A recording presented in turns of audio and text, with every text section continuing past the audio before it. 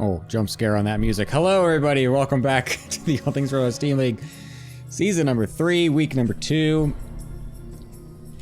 We are back yet again, as I accidentally put my music way too loud on the return, but that's okay, because we are here for another excellent day of All Things Protoss Team League action. We've got 2 great matches to be coming at you today.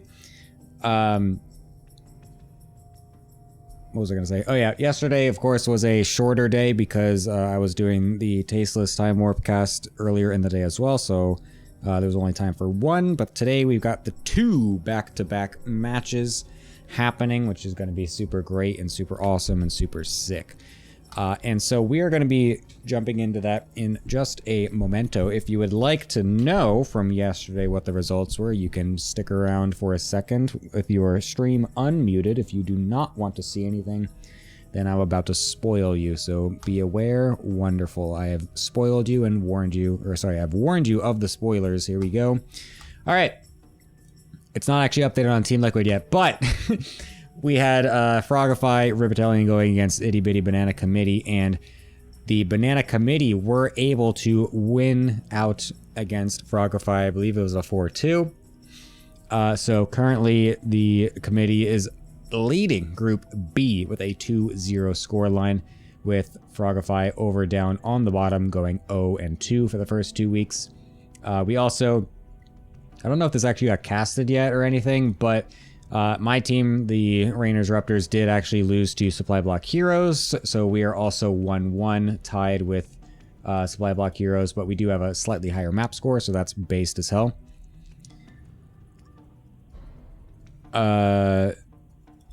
Second maps, well, don't ask me right now, Magnath.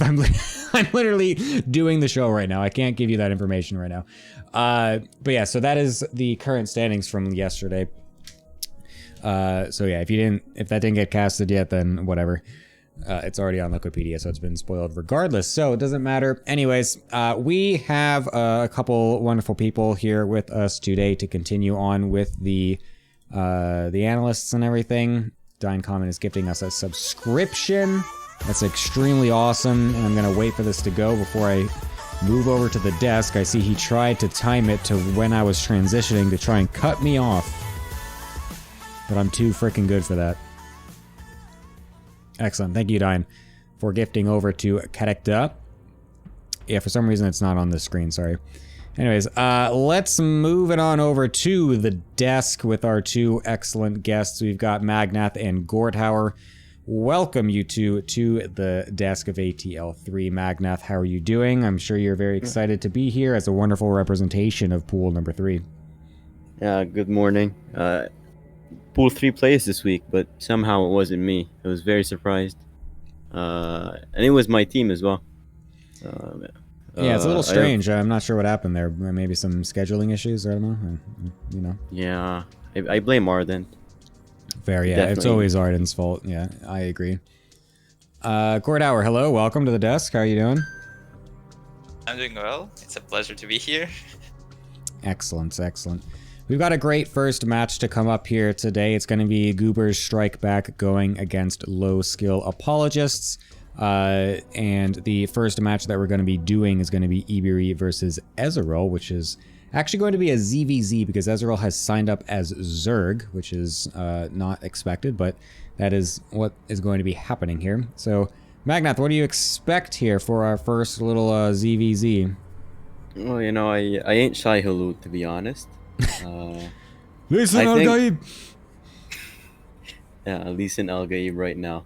True. I think Goobers have leased a very good Al-Gaib deal ahead of this match. They have the favorite in pretty much every pool, being Ezreal versus Iberi, and then, you know, the rest of the matches. But especially that first one, Ezreal has been really on fire in Zerg, and I think he's like #1 in the predictions tournament being picked in his pool. So I can't confirm or deny, I forgot. You forgot. So he definitely should be favored here. And he's been practicing a lot of Zerg recently, although maybe not ZVZ so much. So maybe that'll be troublesome.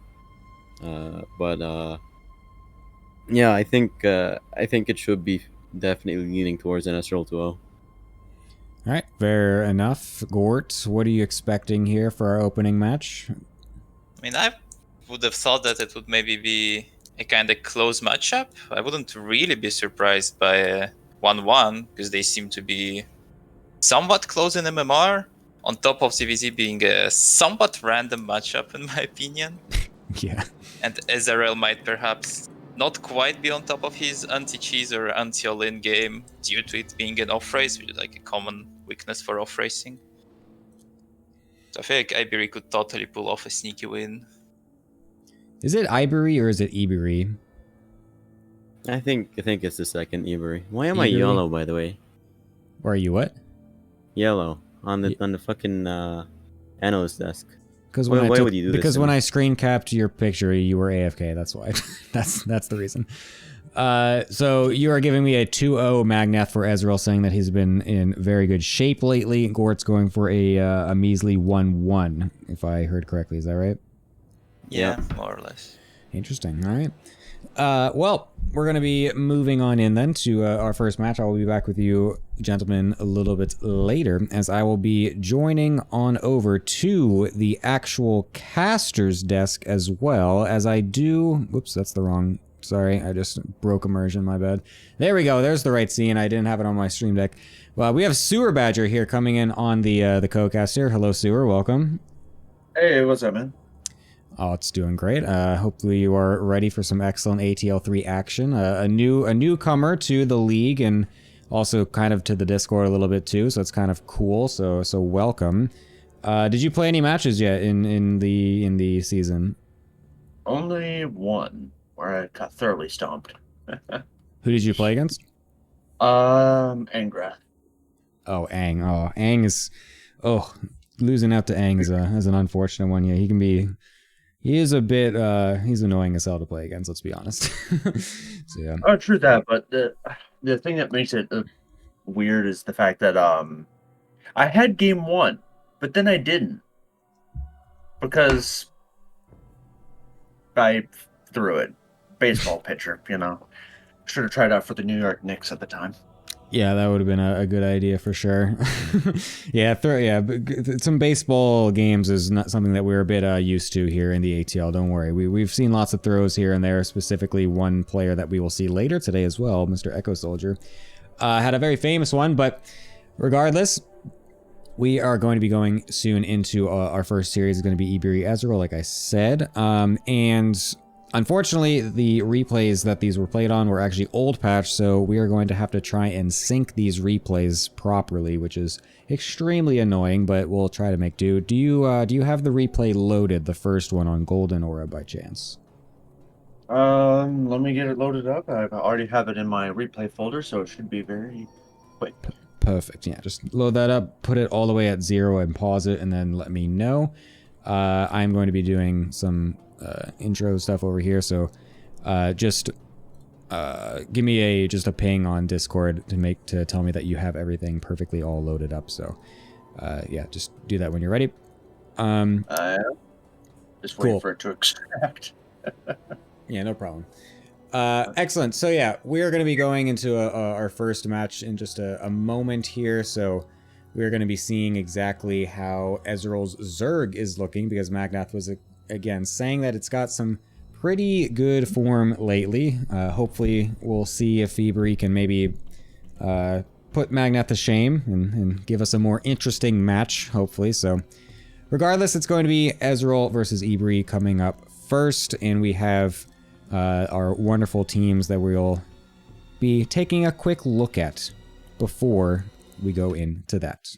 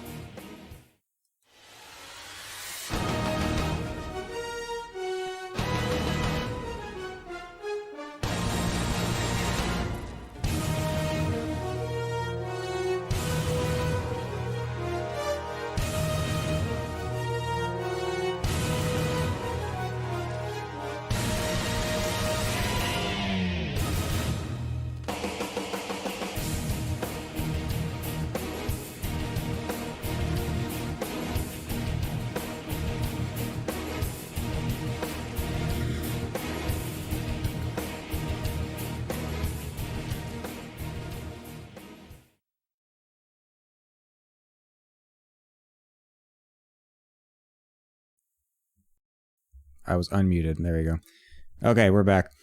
Do you have the replay loaded? Sewer, come back! Yeah, see, this is the unfortunate problem when it comes to the replays being out of sync, is because the we have to make sure that we're all good. And Sewer Badger has for some reason left us. He muted his microphone. I don't know if he realized he Yeah. Oh, there he is. Great. I was sure I didn't. I just belt out something horrifically undo when you hop in at any time. Wait, sorry, It's what's currently up? loading in right now. Oh, okay. Took Cool, a second. Excellent. At 0-0, ready to go. All right, perfect. Let's start it up in 3, 2, 1, go. All right. Yeah, just hopefully let me know every now and then if you think that like if I'm like going ahead or you feel like you're behind or something like that, just let me know and we'll try to resync our replays up here. Because yeah, this is unfortunately an annoying thing that happens every now and then with these replays. But regardless, so yeah, we've got two wonderful players. We got Iberi up on the top left side of the map playing for the low skill Apologists, and Ezreal playing on the bottom right for the Goobers Strike Back. And we're already seeing hatch tricks out of both. Extractor tricks out of both of them. So looks like an Eric opener for CVZ. Interesting. Yeah, it looks like they're just gonna do some normal standard stuff for now. Hopefully it doesn't end up just being the most boring ZVZ we've ever seen, because obviously we know Iberi, I think, is actually maybe Iberi isn't a cheeser. I feel like maybe I'm confusing them with Lilypad a little bit. I think Iberi is actually somewhat standard, which could be totally, you know, whatever, but Ezreal, I actually have no idea what his Zerg looks like. Back when he played Protoss, he was absolutely just like a very solid standard player. Just went for the most simple, just macro builds basically ever. So I'm curious if he's gonna do that for Zerg as well, but I guess we'll see there. My experience with Asara's Protoss has always been, and I believe it was the Platinum Heroes clan Discord, where I would look over, there would be a literal channel dedicated to Glaives, and the past 5 posts would be Asaro dominating some poor Zerg on Royal Blood with Glaive Adepts. So. Was that Ezreal or sorry, I missed that. That's Ezreal. Yeah, Iberi, I have no idea. So this is as much a learning experience as it is a cast. Yeah, well, that's always the fun of StarCraft, I think, is that we always get hopefully some new games every now and then instead of just watching the same exact thing every single time, because if we were doing that, this would be the most boring game in the world to watch. So Ezreal, though, is going to be going for a fast third hatchery here to continue on with what looks like, again, a very normal standard opener out of him. Iberi not quite going for a third just yet, but will just be continuing to... he's still mining gas with the... after getting... Actually, no, he hasn't gotten link speed. Sorry, that is Ezreal that's gotten link speed so far. Oh my god. Is it delayed? Or is he going to try to rush roaches? Yeah, I'm not really sure. Okay. I think he just doesn't... Well, he does have the gas for it at this point. I think he's just forgotten. Or maybe he's going straight up to lair even. Could be interesting. We do have a Baneling Nest, which should just be normal defensively for Ezreal. So it's up to Iberi now to use this gas, which, again, I'm not quite sure what he's doing with that gas, because... He's literally not used it at all yet, and he's only mining off 2. Now he finally puts a third one in as well, so... yeah, we're kind of just waiting on this one.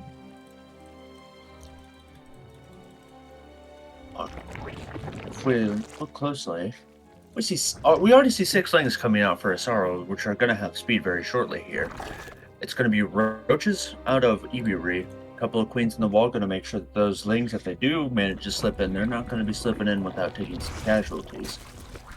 So I think Iberi's game plan was to bank up a little bit of gas and just get roaches out, trying to skip the Ling Bane phase. Probably not confident that taking out Micro Ezreal.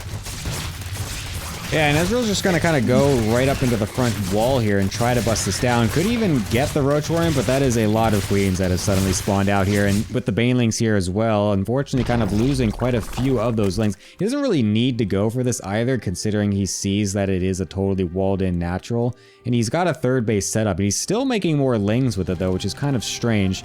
He could very easily just go ahead and drone up super heavily right now. But he's gonna really try to commit here, and I'm not really sure if this is actually gonna... Oh, wow. Yeah, it's not going to be able to kill the Roach Warren there, but eventually the Lings get it. It's not dead yet. It will be. A bunch more Lings are loitering outside the natural of Ebury. Gonna stop Ebury from taking a third, which means Cesaro getting his fourth up is going to be in a really advantageous position. I think, maybe a little too early to call this, but I think Cesaro takes game number 1. I find it insane, though, that he's getting a fourth while he currently doesn't even have 2 base saturation.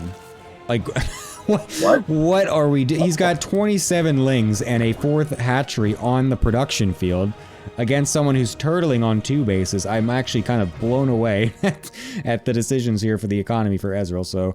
hopefully he starts to make some more extra drones here to really saturate all these bases, because right now...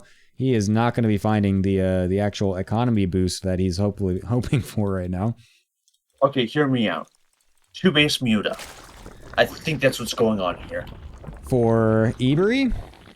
Yeah. Yeah, I mean, it could be. The fact that he's going for range on the Evo as well, though, makes me feel like he's probably going to just stick to the roaches, although, you know, I mean... Ebury could be just full of tricks here, I suppose, and just try to really mess with Ezreal here, but it looks like they're going to be kind of sticking on the roaches with this lair finishing up in just a moment. Obviously, Ezreal also has finished up his lair, which is kind of funny because it's actually finishing earlier than the person who went for a 2-base opener, so I'm pretty sure Ebury just straight up forgot that they were supposed to make a lair, and unfortunately he's paying the price for that because now all of his stuff is super late. And with these drones being used for spines, it just means I don't know. This is just a massive position for Ebury. It's just going to spiral out of control. Ezreal is just going to take control of this game. While this map is a very good defensive map, it's only good defensive if you have more as much or better quality stuff than your opponent has. And it looks like Ezreal is going to take the lead even there.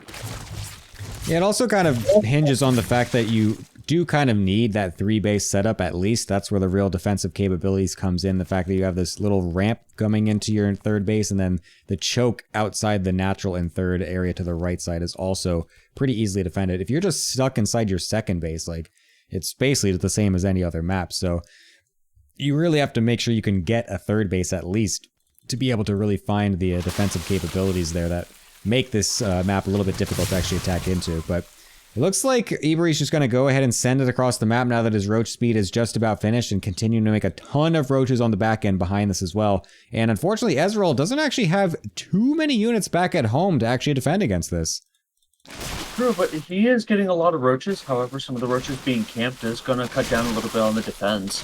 On the other hand, though, I just discovered irony because Ezreal's the one going for the Spire. Yeah, he's just kind of sitting here, I guess, to wait until the Spire can kick in. But unfortunately, he's also now supply blocked with all of these Overlords still a little bit ways away, and all these roaches still right on his doorstep. Ooh, this entire position turned on its head with the army supply. So, 5 mutas coming out, going to be able to put some damage down on these roaches, but they aren't going to be able to slow them down enough to really give Ezreal much of a reprieve.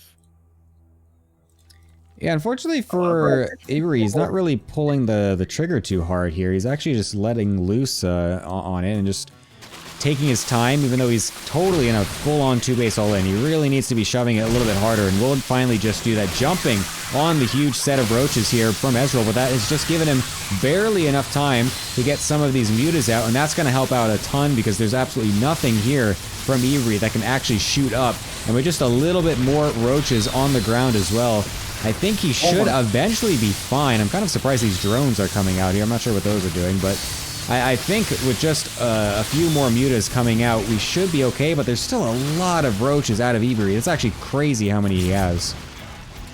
Like, there's no way Ivory wins this. Is there? I think he actually might. Oh I think he's God. actually going to win this game. Caster's Curse. I mean, is it a curse or is it Ezreal making 4 bases on 20 drones and then not doing anything besides that? I mean, Oh my god, the Linkling's trapping the... Oh my god, trapping the roaches? That's pretty... Fuck you, that's pretty big. Gemini. Oh, I mean... Huge game. 21 drones going down, a bunch of mutas just loading up here in the main. It's like, yeah, no, those drones got it. Defense team is sad.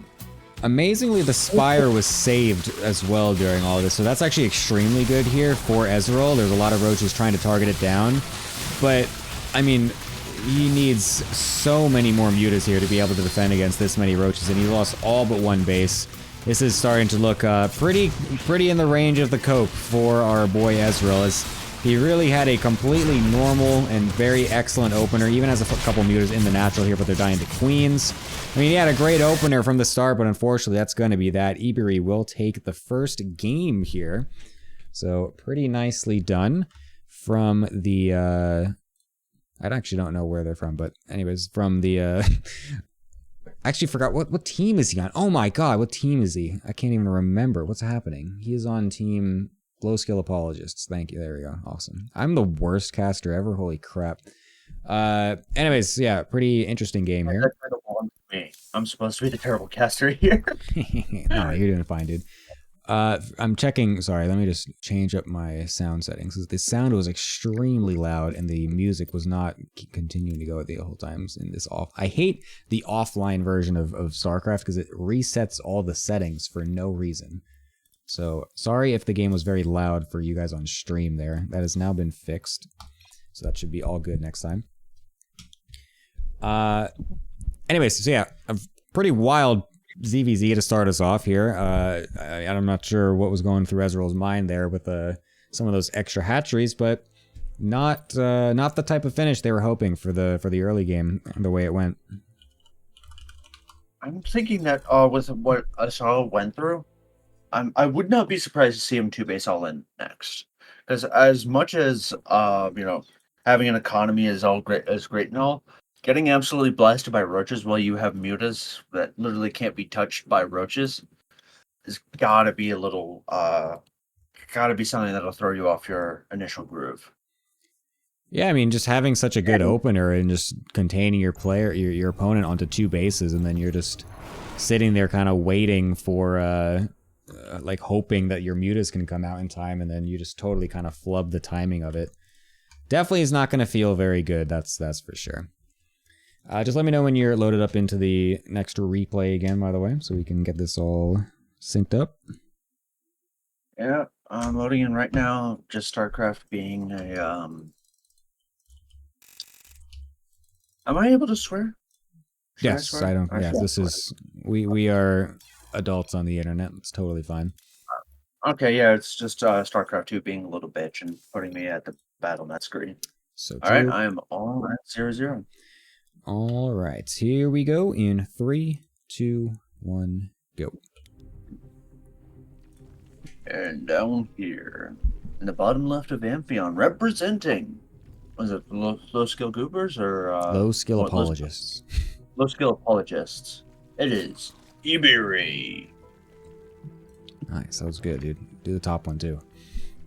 And up here in the top left, representing the Goobers Strike Back, it is Ezreal.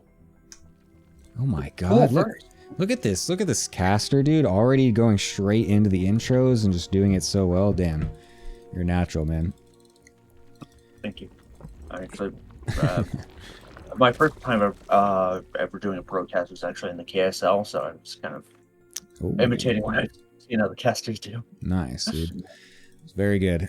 Actually, yeah, you are right, though. It is going to be a very, very fast pool here out of Ezreal, so you're maybe a little off on your prediction. Not quite 2 base all in, but how about let's do 1 base all in? Going for the gas and pool together. all before a hatchery with no drone even going down to the natural whatsoever. So let's see if he's going to go straight into a baneling nest or roach warren as well behind this. Because, I mean, he's sitting on such a low drone count. It's got to be, yeah, it's going to be a baneling nest coming down right away.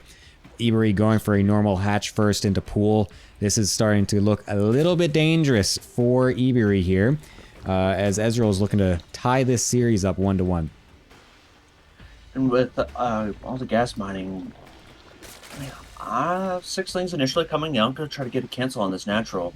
Pool not quite finished up means that Ebery has about as long as it takes for these lanes to get across the map to get links started up. And Ebery thinks it's going to be a macro opener. He's only going to be able to produce about 4 lings by the time these lings arrive on the other side of the map, which means Asaro is going to have a vacation and a half in this natural. Yeah, there's going to be a big moment in time here where the ling gap is just going to be too hard for Ebery to deal with. Even though he did get the nice scout off with the Overlord to see the lings coming across pretty far in advance, there's not really anything you can do except just wait and hope that you'll eventually get all your lings out. Keeping those 2 alive from the net is actually massive, because usually those end up getting surrounded by the opponent's lings. These ones also getting out. Ezreal being a little bit sloppy with the ling control here, but the banelings coming out will morph and kill onto the larva there, so that will reduce the production. And now he's going to try to go up into the main here. Can he get some big hits? I thought he had hit the hatchery with that baneling. Ooh, and 7 drones already going down means that this is going to be already getting the initial damage is already going to be very good for Ezreal here. And this one queen, Miranda's busy screaming at her, "Lucy, bring out your knitting needles!" And Lucy's like, "No, I'm trying to make a sweater." That was a pretty good impersonation. I like that.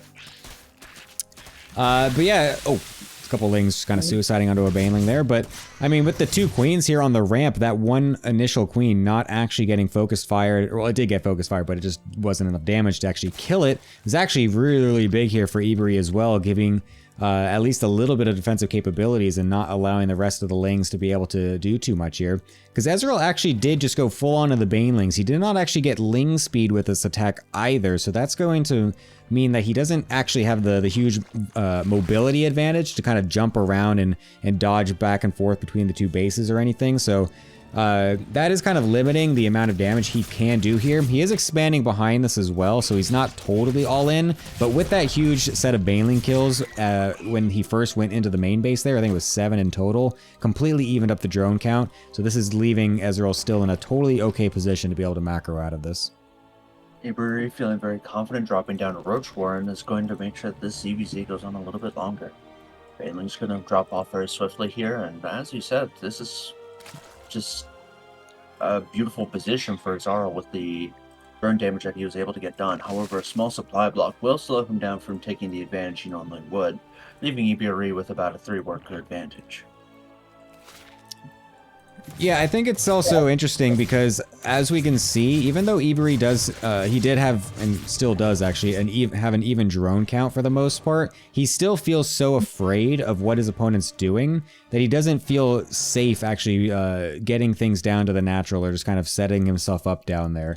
Whereas Ezreal is in full, he just basically has full information on what actually is happening. I guess he doesn't quite see that there is a Roach Warren down, but I think he can probably assume as much considering there's not been any Banelings to contest the ones that he has on the low ground. And he's also gotten his own Roach Warren finished up as well, and will be going eventually into a lair, I'd assume, but Ebery is actually going to be jumping the gun on him in that regard.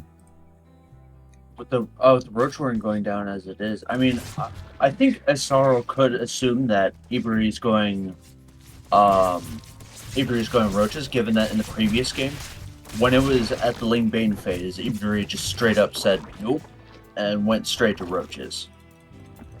It's a very good point as well. I think Ebery's probably just someone that likes to go Roaches in general, like you're saying. They just maybe don't feel comfortable in that Ling Bane war. So a double gas trick for Ezreal. I think that was Ezreal. For a moment, I thought I'd lost my mind and like, wait, did Ebery lose a Overlord sometime? That 38 to 36. Wait, did he actually double double extractor trick after he lost the Overlord to get a few drones out? I think so. Oh my god, Ezreal, that's just too much. Ezreal's the type of guy to lose an Overlord randomly at 6 minutes in the game and then say, oh my god, I'm gonna lose all my drones. I need to quick, let me do a double extractor trick to catch back up on the drone count here. Oh my god. That is a play for sure. Going into the lair now as well, so he will eventually start to catch up here for the tech, but he will have a faster third base and again have a better potential for economy, but the problem again is that he's not actually making any drones to already saturate the bases he has. Iberi's going to have a higher income than his opponent just sitting on 2 bases than Ezreal does on 3 because he's just not making the drones sufficient to mine from everything. And there's going to be a timing here for Ezreal where he has a higher army supply and the quality of the armies are going to be equivalent. However, as soon as this +1 missile finishes up, that timing is going to be much closer than it has any right being. So, as Ezreal has to go right now, and it looks like he is going to be going right now, and he has to take down Iberi here. Yeah, I'm kind of confused again because he doesn't actually need to do this is the thing, because he's gotten the third base faster. He sees that his opponent also has not got a third base, so he's just for some reason set on thinking he needs to bust into a Zerg player that's just sitting on 2 bases, also making a lot of units. It's a bit strange that he feels the need to continually end these games while completely being in a totally advantageous position if he would actually take advantage of the resources he's laid out for himself. Because his third base, again, is not mining whatsoever. His second base is not fully mining whatsoever. And he's just sitting out here with a giant ball of Roach Ling, which isn't really doing anything. And I have a sneaking suspicion that it has something to do with the fact that he feels, since he did not start his evolution chambers, and Iberi has 2 just pumping upgrades, already has +1 missile, Ezreal feels just far behind. And feels he has to get something done. Yeah, perhaps. It might be tunnel vision. Yeah, tunnel. I can't speak today. Tunnel visioning on his opponent. No, dude, no worries, man. Even when I am casting and I like just forget how to speak my own language, I'm just like, wow, this is actually insane. Why am I being paid to not be able to speak my own language? It's crazy. But yeah, no, I think you're right though, is that he is either tunnel visioning or he feels that he is behind. And now he's making a bunch of drones, but again, it's at the wrong time because it's just when Iberi's deciding to walk across the map. But hilariously, he forgot Roach speed, so he actually tries to dodge the bios by running past them, but slow as molasses can't actually do anything. 2 bios on that 1 Overlord, and it still survived. Takes about 3 to kill an Overlord. Today I learned. Yep. 3 is the magic number. God. He freaking Kobe that Overlord with those Ravager biles. That okay, for nothing else, SRO gets style points for that. Yeah, luckily he's able to get a few there, so that's pretty good.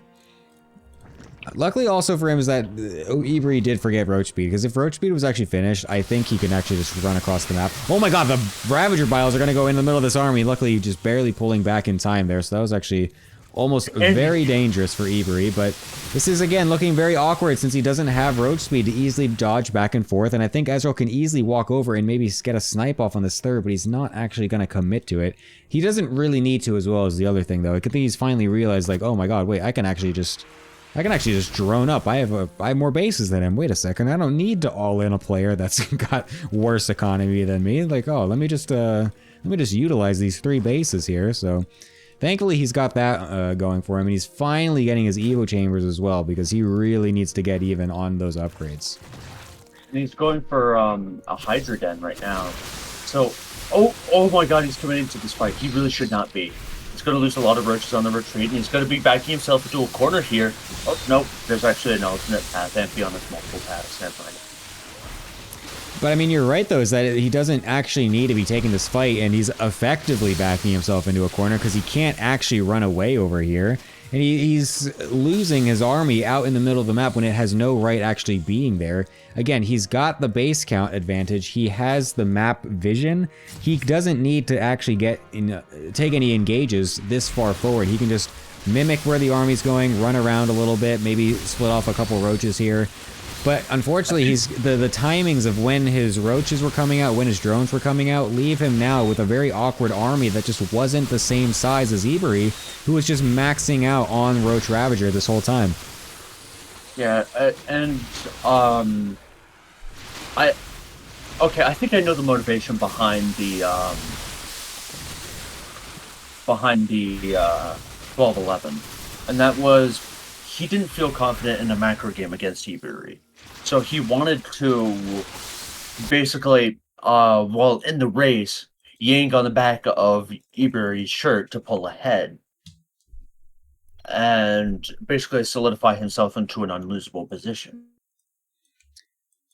Yeah, it's possible. I kind of agree that it didn't seem like he was actually super confident in his macro game, because I mean, each time he did get there, it seemed like he was kind of flubbing around here and there. So a bit unfortunate on the because I feel like he definitely did have some decent positions, especially that first game. I think he really had a really good spot that first game. So unfortunately, kind of missing out the couple opportunities that he did end up giving himself. But Ebery is going to be taking the nice 2-0 so far here for the low skill Apologists. Pretty nice for them. Ebery's got to be feeling pretty comfortable now. I agree. All right, I'm going to go send it over to the desk, so I will be back with you in just a moment so that we can talk to our wonderful analysts over here. Hello, my analyst desk. Welcome back. Hello. What did we think so far of the series? A little bit of a clown fiesta when it comes to ZVZs on the low level. Magnath, you a little bit maybe disappointed in your boy Ezreal? Yeah, well, it turns out I was a bit shy halud and not honest. I did know this result, but I was a bit honest though. This is what I was thinking before the matchup actually went down. Ezreal was talking about how he just didn't see it coming that Ebery can actually make roaches and play a normal macro game. Like, sure, Ebery was behind a lot through, worker counts or whatever, like just playing super safe. But Ezreal, he isn't used to opponents that can actually get to the macro game eventually. And Ebery was one of them. Yeah, I'm kind of surprised because, I mean, the macro of Ebery was basically just making more roaches than his opponent on less bases, which is just like, I don't know, it just feels so strange. Very strange game for sure. Gort, what'd you think? Roach good unit, I guess. In a way, I was kind of surprised by both games.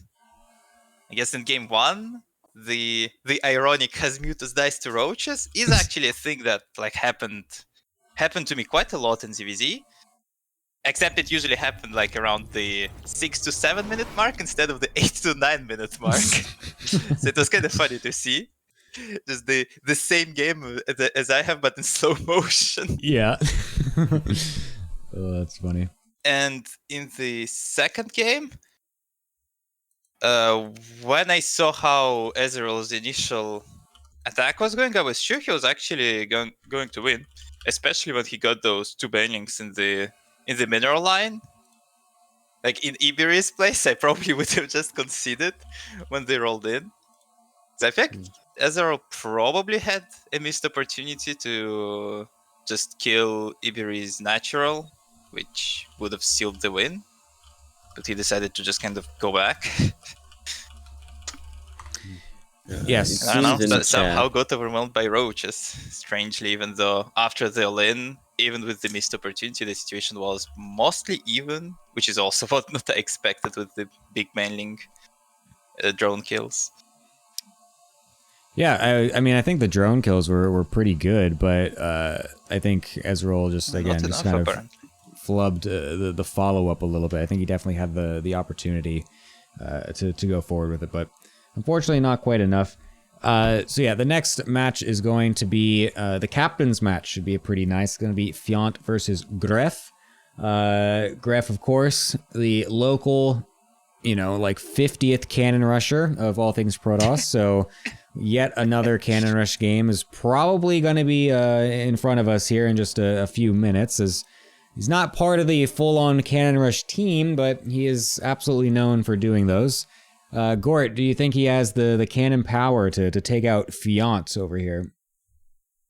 Well, I want to believe that he doesn't have the power to do that, because I don't ever want to see a cannon rusher actually win a game.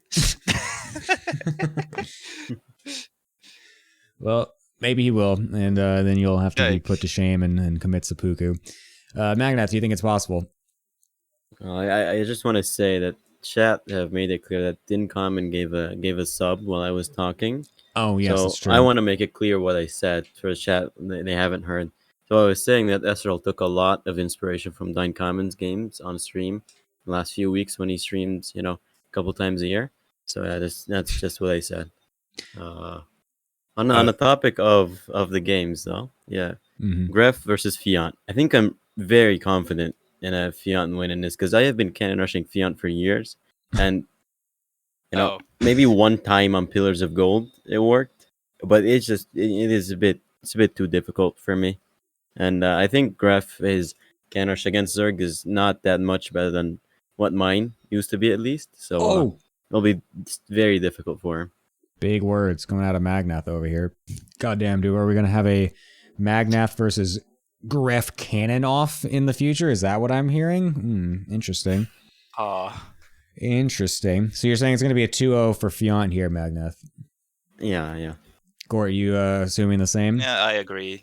I also think, or at least rooting for Fiant. Yeah, I think it's going to be a difficult one for Gref, to say the least. So I'm not really too far off from your guys' predictions either. But hopefully you can do something interesting, but perhaps not. Anyways, I'll be back with you guys a little bit later. Thank you as always. I'm going to go back over to the wonderful caster's desk here, as I finally have something set up on my scene as well, so I can easily switch between these instead of fumbling around clicking on OBS. Hello, Sewer Badger. Welcome back. Are you excited for this PvZ action here? Yeah, and naturally, as I am a fan of Gref, I'm looking at this timer and hoping its cannons going up and not something else. Oh, it's definitely going to be cannons, dude. Oh yeah, it's definitely going to be cannons. All right, are you loaded up into the replay? Are we good to go? Yep. Excellent. Yep, chilling it. All right, let's send it in 3, 2, 1, go. Up here in the top of Amphion, we have the Goobers strike. Oh, Goobers. It is Fiant. Down here in the bottom left, Cannon Rusher, God tier maniac. It is, for the low skill apologists, Gref. Excellent. Very nice. I am very looking forward to seeing how this ends up playing out. He's already sent out his first drone, or sorry, first probe. He's got his forge in production, with the second one also making its way across the map. Fiant, obviously someone who is pretty familiar with Gref as well, so should be knowing that this is coming for him. Gonna be choosing to go for one of the slow burn pylon positionings here, as Gref is gonna set this up very far in advance on the right hand side. This is a very solid printf style of a cannon rush to really make it difficult for Fiant to know exactly what to do. He's gonna be trying to go for the, it's actually gonna be starting with a gateway as the wall off as well to really lock in that probe. Can you get a cannon in there? Oh my god, he's not actually fully walled in actually. Oh no. That's a bit awkward, as it's going to allow a couple drones here. He's leaving his probe sitting there to make it so that way one of the other ones can't actually attack. Is it actually going to finish? Yeah, it is. He needed one more drone to be able to hit that, but unfortunately, as he doesn't have that, it is just going to be a lot of damage being put down onto it, but not enough to really kill it. However, if he pulls the drones back now, he's trying to get the damage down on the cannon. Oh, it looks like he's going to get the damage down on the cannon. However, he doesn't have any more cannons coming up, so this is pretty much... Is it help? Yeah, it's help because a bunch of links are hitting on this gateway, meaning that it's going to get canceled. This probe is going to get targeted down. Unfortunately, it's actually going to be the pylons, which means Fiant with a beautiful hold. Yeah, this is looking real rough here for Graf. He's going to try to get another pylon and cannon set up here, but I mean, this is hopeless. As the Lings at the top are going to kill off that pylon, we'll be able to get on top of the cannon as well. Everything unpowered, the Zealot unable to even do anything, and that is going to be a no GG out of Graf. Whoa, a little spicy. It's going to be the first no GG of the season, and I'm full on going to highlight that. Zoom on in, take a screenshot, clip it. Oh, that's the nice one right there out of Graf. A little unfortunate. We'll give him maybe the benefit of the doubt. Perhaps he just forgot and then he did it in the post screen afterwards, so maybe he's fine, but...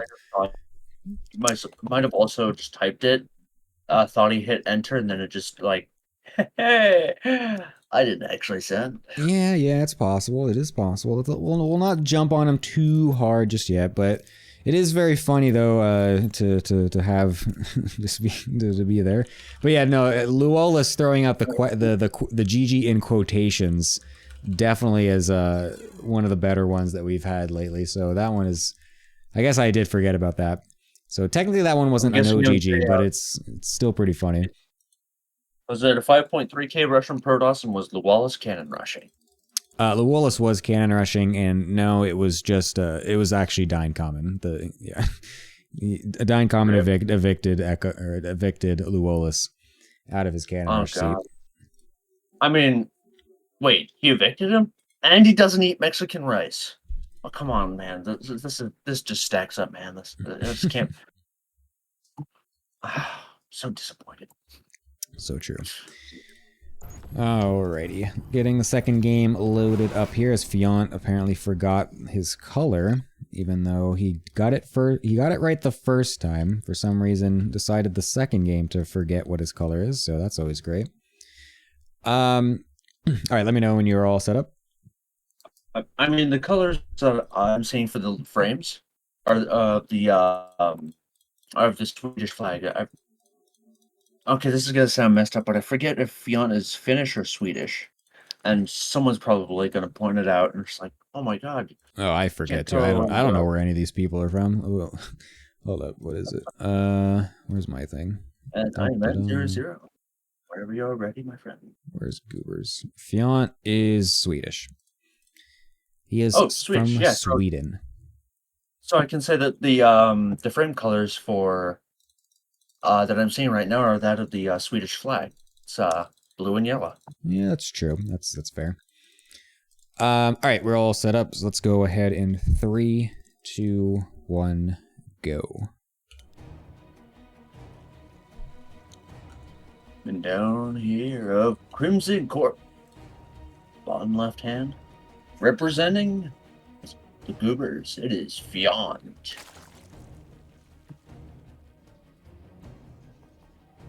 And up here, the Cannon Rusher, the man, the myth, the legend, the god, representing the low skill Apologists, it is Graf. Already sending out a probe. Oh yeah, he's absolutely going for round number 2 here. It is absolutely going to be a second cannon rush here. Oh, Graf and his cannon rushes, just like that South Park meme. I didn't hear no bell. Yeah, he's going to go for it again. Hopefully this one goes a little bit better for him. Unfortunately, only got 1 cannon up last time, and it was only up for a few seconds. Only able to get a Ling and a drone before being completely surrounded, going again for a far away pylon to set this up nice and far away, just to eventually then be going for what I would assume would be a robo for Immortals and whatnot. Fiant going for an expansion this time after his early pool. I don't remember if he actually did that last game or not, but he's not pulling drones is the thing, because he's not actually seen where this is just yet. just now actually finding where the whole setup is, and we'll just be waiting on those lings to try and deny this from getting much further than it already is. On one hand, I kind of like it for Beyond. On the other, I like it more for Gref simply because the positioning of this cannon means that these lings aren't going to be able to catch it. And he loses the first probe. That is going to be so rough.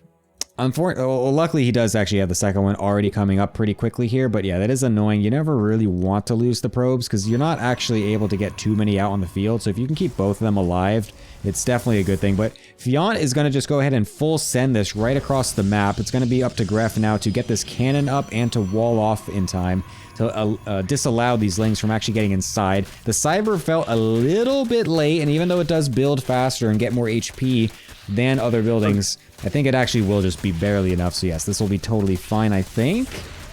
Maybe? Oh, actually he's gonna have to cancel it. Oh, he tries to get the second wall, but not quite enough. Wait, one to the... Oh my god, Fiant! Oh my god! Oh my god, Oh he no. messed it up. That's actually great. That's actually great for Gref. Yeah, I think Gref right now has got to be feeling really good about his position. When the cybernetics core finishes up, I think we're going to be seeing some. I agree. I think we're going to be seeing some Robar. And once he gets Colossus, it's game over. If there's nothing to contest those Colossi, it is just going to be such a terrible position for Fiant. But on the other hand, on this map, once he all Fiant has to do is mine out these gold minerals, take the linear third, and he's going to be able to expand up the side of the map that way. And there's not a whole lot Gref will be able to do to contest that. On the other hand, if Gref does break down these rocks to get to that linear third, it's just going to be very comfortable for Gref to just get between poking at the front of the natural, poking at the third, forcing a Fiant to be at two places at once, which is almost never a comfortable position to be in as a Zerg with a low army count, especially against a Protoss meant with Immortals. Yeah, I think it's for now just going to be sticking off the two gateways, going for just mass stalker here. So eventually, once we get a few extra stalkers, this actually will get a little bit threatening. The problem here is that there's no batteries far forward enough actually to keep these stalkers healed up for now. So Gref does need to be very careful on how far he does poke right now, because again, these batteries are just very far back. The creep spread is actually super important here for Fiant as well. Getting so much creep so far forward. Gref needs to make sure this stalker doesn't die. Unfortunately loses it, but will get one only Ravager on the back end. Wow, that was sick micro from Fiant to keep that one alive, and also taking a lot of hull damage onto that other stalker for Gref. So very nicely done for Fiant, but the pressure is still not over just yet. There's still a couple stalkers. Getting one of those Ravagers should be able to eventually get the other one too, but he is not quite getting the focus fire there. These two creep tumors far forward here are actually so key. It's actually insane. That's going to allow Fiant to have so much more mobility and chase potential whenever these fights do break out. This is every time Fiant pulls back from attacking, he's going to be taking free damage. He's going to be losing something as the stalker numbers grow. And with more batteries online, with more cannons coming in, the position just gets less and less pretty for Fiant as time goes on. Sure, he is replenishing his Ravager count, but I mean, I favor this position vastly for Gref because non-blink stalkers, you know, as much as Ravager micro is very good, I mean, cannon rushers are god tier at low army count scenarios.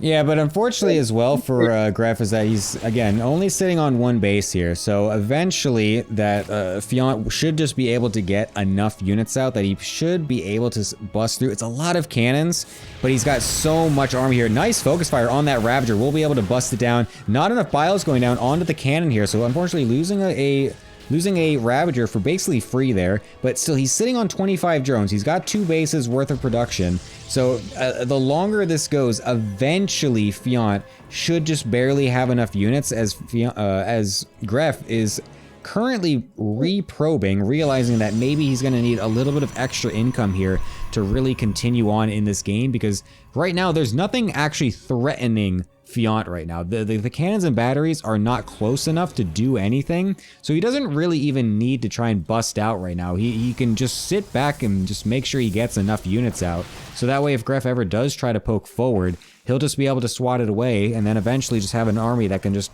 completely bust everything down. Yeah, this position just... I mean, the longer this goes on without Gref teching up, the better it just keeps getting for Fiant. And as we speak right now, yeah, we're now seeing that linear third, and Gref has pushed back the creep enough that he is slowly encroaching on this natural. However, it's gotta be a little bit too late. I mean, he's mining off of both gases. He's fully saturated. Maybe we'll see a oh, he has enough Raptors to one shot. Yeah, no shot that this goes on much longer. This has got to be a win for Fiant here, as he's going to try to bust on through. One-shotting another cannon. Gref forced to remake.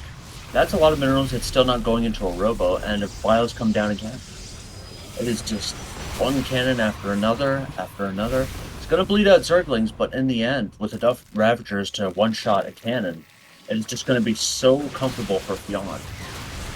Yeah, this is getting really rough here for Gref right now, forcing to be canceling these cannons non-stop here. Can't even deny this third base from going up whatsoever, just continuing to try and reinforce his frontal position. Fiant going in for another round of biles. A couple of these cannons and batteries even choked up together, so taking the maximum splash damage from them. And I mean, Fiant's army is just getting so large right now. He can even try to go in for a surround onto the Stalkers if he wanted to.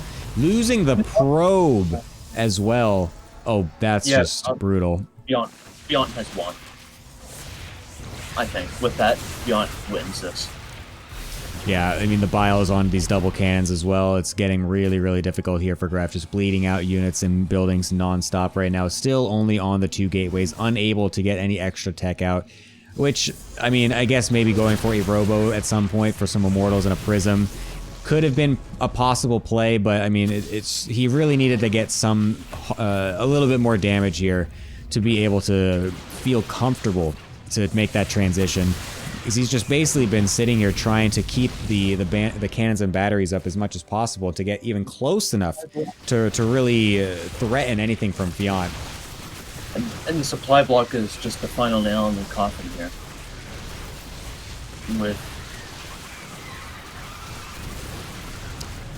That's a weird way of saying GG. Wow. All right. Well, so I guess the first time was definitely not a mistake. So yeah, that'll be a nice one from Gref with a very interesting way to pronounce GG, as you were saying. I agree. Very interesting indeed. But a very nicely done series here for Fiant to keep his team in the field, because it's going to be now a 2-2 situation here, all tied up.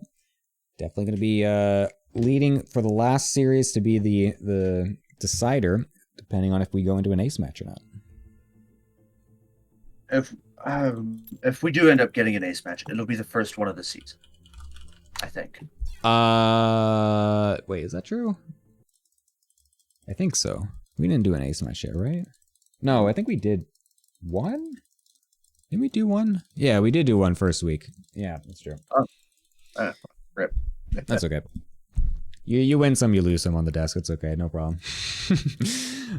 Anyways, so we're going to go ahead over to the analyst desk to see what they think about those less than ideal cannon rushes, and then we'll be going into potentially the final match of this series. We'll see, but for now, it is going to be the desk of analysts. Hello, hello. Welcome back. Oh, Alatum coming in with the gifted sub, or sorry, Dynecom with the gifted sub, again trying to cut off Magnath. Almost got the timing perfectly.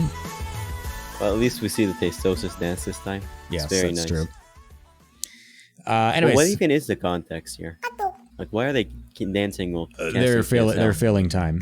It was also, I think it was KSL, like the old Brood War KSL is what it was. So yeah. Anyways, Magnath, what'd you think of those excellent cannon rushes? I think that, while not really being an expert on the modern PVZ canners, because it's kind of terrible for it, between the Mac pool and the battery nerf, Mm-hmm. I think Gref really had some kind of mental block, either against Zerg in general or against Fiant specifically, because he was so incredibly indecisive. Fiant, there's another gift sub. Excellent. But as I was saying, he is very indecisive, and he just never used any opportunity to actually kill the opponent or macro out of it. And his micro wasn't on point either. He lost stalkers for no reason. He didn't cancel a lot of buildings he was losing. And Fiant, his response, it wasn't perfect, but it was more than good enough against whatever Gref thought he was doing. Yeah, for sure. Gort, what'd you think? I don't know. To me, both of the games felt really goofy. Guess it's in part because the way Gref chose to do his cannon rushes is unlike anything I see on ladder. After all, I usually see the typical deal of cannon rushing the natural, then doing whatever.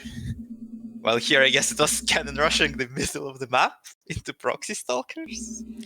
Yeah, I mean, it's something this is something like Printf would do a long time ago, where if he was playing against someone that he knew, if he played against someone that he knew he liked cannon rushing, he would like do the metagame thing where instead of just cannoning the nat, which would be super vulnerable to the early pools and stuff, you just can't start your cannon rush really far away, and then you go into the immortal or double stalker thing to then just pressure from far away. So didn't really end up working, unfortunately.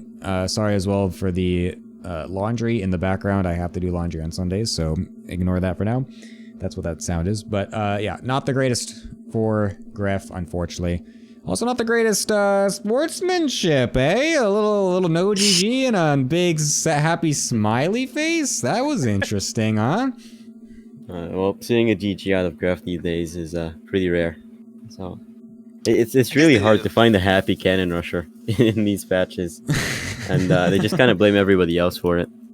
Well deserved. The first game I found it kind of funny that just the panic pull every drone just worked. Yeah. Because I feel like that just never works for me. I feel like I just completely gave up on even pulling any drones against cannon rushes whatsoever. It's not He panic, just it's pulled confidence. everything mid map and just killed everything. That's really funny. It's a big dick maneuver. He catches Gref with his pants down. Game 2 Gref felt like a campaign AI just building up and maintaining an outpost outside your base. Some of those fights, they really look like a straight up box art fight, you know, like just totally random. Anyways, final match potentially is going to be Bredy going against Tolo is who it is. Bredy and Tolo going against each other. Another PVZ going to be coming at us here. This does not end up in a 1-1. We will end up just being over with this particular series. But if it does go 1-1, then we will be going into an ace match. What are we thinking here, Magnath? Are we actually going to be getting this ace? So there's a lot of lore on both Bredy and Tolo. They're really, really interesting players. Bredy, his highlight being at some point when Ebo was already 6k, he beat Eba 3-2 in an in-house tournament while he was like 4.4k. What? It was quite the moment. What? It was fucking crazy. How? Wait, what? When did this happen? Like a couple years ago, he went up against Eba, and like nobody expected anything out of this match. Not even that it was gonna be fun. And then Eva fucking lost 3-2 in a best of 5. He lost 3 maps to a diamond player. What? What did he do? He played like maybe Glaives once, and he played Carrier Turtle in his other games. Oh my god! No way! Holy shit! That's wild. Why do people hate carriers? What a mystery. That's insane. All right, well that'll be interesting then. So what's your prediction then for the score here? I mean, seeing that Brady has, that 7k PVZ, it should be an easy 2-0 for him. But he's also incredibly washed. He's probably like 3.8k or something right now. But at least he's enjoying the game again. So maybe I think he should be favored in a specific matchup, even if Tolo is like the ace of the pool. After me, of course. So I'm leaning towards the 1-1. Interesting. All right, Gort, what are you expecting here? Well, I do think Brady is most likely the better player, but Tolo is apparently notorious for some cheesy or all-leaning gameplay. Oh Those yeah, can true. always catch people off guard and really compensate for like otherwise differences in mechanics and stuff. So I think a 1-1 is entirely plausible. Although obviously if Brady's defense is solid enough, he could absolutely take the 2-0. I definitely don't see Tolo do it 2-0, but who knows? Maybe he'll surprise us.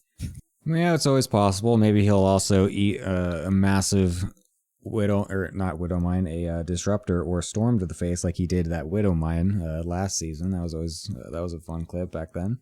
We'll see. That's literally the only thing I remember about Tolo, by the way. I don't remember anything else about any of the games that he played. All I remember is that one Gresvin Widow Mine shot over all of his freaking links and veins. It's the only thing I remember.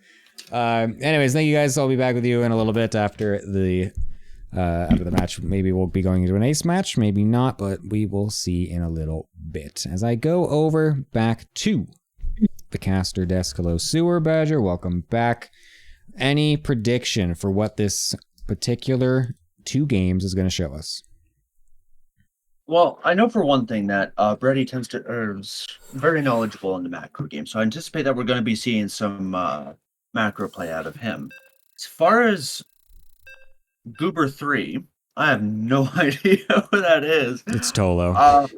Tolo. I don't know. Yeah, Tolo's doing the excellent classic thing of making our lives as difficult as possible by having different names on all the different things that he does on the internet. It's the worst. Oh, man. Tolo being a classic Goober. Indeed. Sorry, let me set up my options got reset for some reason. Oh, it's because I was doing offline replays. That's right. All right. Anyways, we are finally now in a game that does not have the mismatch of patches. So that means we are both live and we don't have to worry about syncing everything up. That's excellent. All right. Perfect. Top right-hand side playing for Goober Strike Back. It is Goober 3, otherwise known as Tolo, going for a very fast pool. Bottom left, going to be the group. I don't even really. I was going to say something stupid about bread, but I'm not even going to make the joke. Anyway, it's bready. Bottom left for low skill apologists. That was the worst intro ever. Shut up, chat. Don't talk about it. All right. Are we going to be able to see a nice little early pool defense here out of Brady, or is he going to crumple? That is the question. You might try to go for some particularly yeasty plays. Oh, you're a better caster than I am. No, I'm not. I'm just making puns. That's not casting. That's just puns. No, that makes you better. Gateway behavior. That absolutely makes you a better caster. Brady did get. Oops, I hate how I do this. I just hit the B button instead of the V button constantly when I'm doing these replay casts. It's excellent. Anyways, all right, perfect. Back to business as we have the early pool scouted here from Brady. Gets the patrol off to see when the lings are going across. Am I immersion? Oh, yeah, am I immersion? I know, guys. Yeah, so immersion breaking. I understand. Anyways, we're gonna have the 2 gateway response from Brady, not going for the expansion. So we'll see if he's able to defend this and then get some nice counter damage, as that's something that he absolutely is gonna need to do against this early pool. Gotta. And he's gotta stay cool, cooler than the sliced bread. I think you're stretching your luck a little bit hard now. yeah. I stretched it long ago. Stretched it like an overused probably shouldn't say what I was gonna say. Anyway, gonna be 2 zealots coming on out here as soon as his adept is out. Tolo's gonna have to eat his card out. because he's not going to be able to do a whole lot against. God, oh, the Ling! oh my god! Oh, it's That the is- goated Ling, that and he is- gets out. That is illegal. That- Oh my god. Someone arrested that Ling. These 2 zealots are on the job. Cops going after the. Do we call him an arsonist or vandal? Which one is- Arsonist would be if the Ling was like a fire Ling and was just like shooting fire at the gateways. I don't think that was happening, so I think it would be something else. Probably just vandalism and destruction just destruction of property, probably. But well, yeah, I mean that's pretty crazy actually that he got the gateway, and it's a bit unlucky that it even snuck through in the first place. Not quite sure even how it got through those 2 zealots, but that's really going to limit the amount of counterattack options here by Bredy. It's just going to be these 2 zealots and a single adept when it really should be 2, and that's going to make it so that way the queens are fully enough, the Lings are fully enough to completely bat this away. And now Tolo has a pretty easy opportunity just to drone back up super heavily here, and it's now going to be on Bredy to try and get some extra damage later on with some glaives and a very late Nexus. I'm looking at this and wondering where the you were saying all that. I'm wondering where the fuck that probe came from, because all I saw was in the middle of the fight, probe was like shit right out the front door, right past all those Lings, and the queens are like, bruh, nah, and take down the probe, and I'm just like, where the fuck did he come from? Yeah, he just kind of phased into existence there, it seemed like. Time traveler probe. Wait, zealots! I have a foretelling of the future. Ugh! Unfortunately, we do not hear the message. We do not hear the important information that leads to the downfall of Tolo in this match. Perhaps it's going to be the glaives and the prism to actually send him off, because that is exactly what we have coming here from Bredy. But unfortunately, Tolo, sitting right on top of it with an Overlord, sees exactly what is going on here. Should be getting pretty well prepared to help deal with this, as he's got the Roach Warren underway.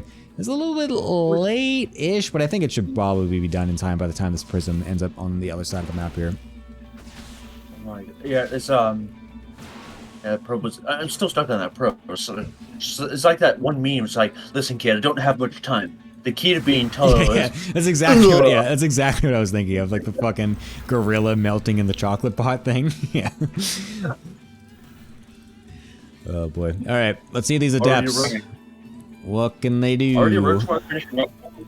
Oh, it's only 4 roaches going to be coming out, so that means that Bredy is going to be able to catch a good deal more damage than normal. However, but was that? No, that wasn't a supply block. That was just me losing.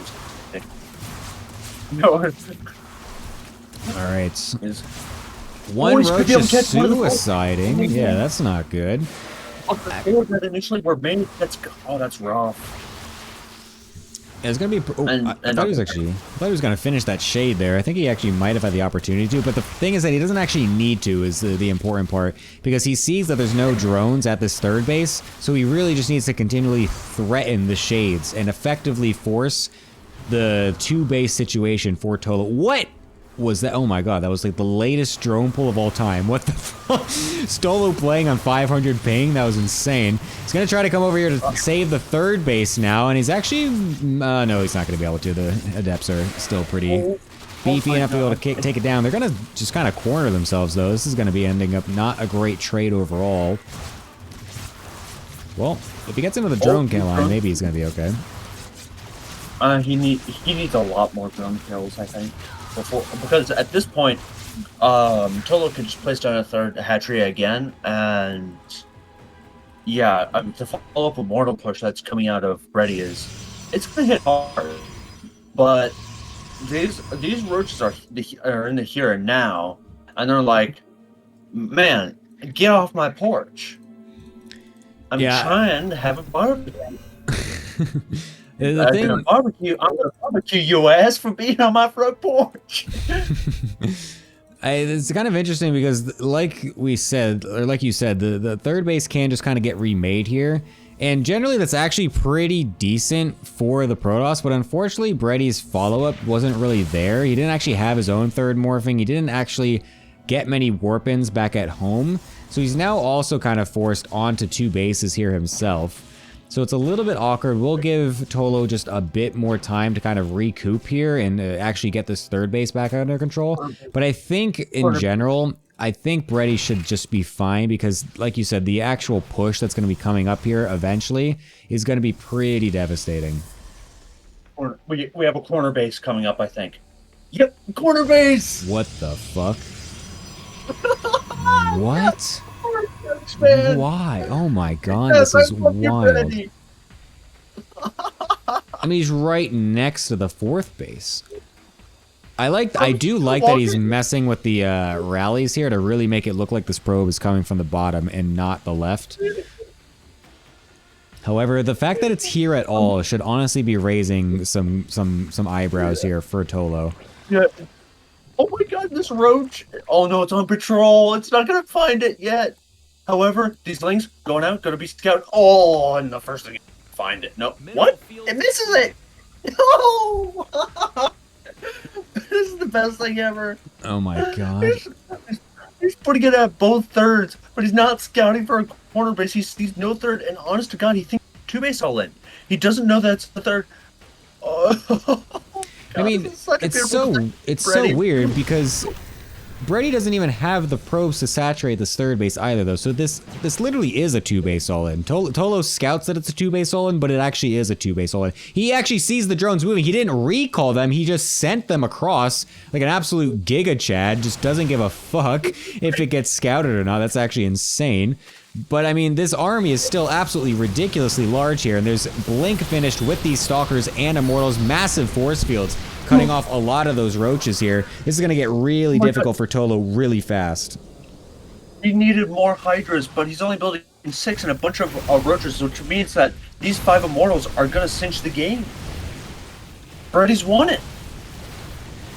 I mean, yeah, it's looking really good for him right now. The supplies look a little deceiving right now because Tolo's actually droned all the way up to 63, but that's all where the supply differential is sitting because the army counts are completely even here.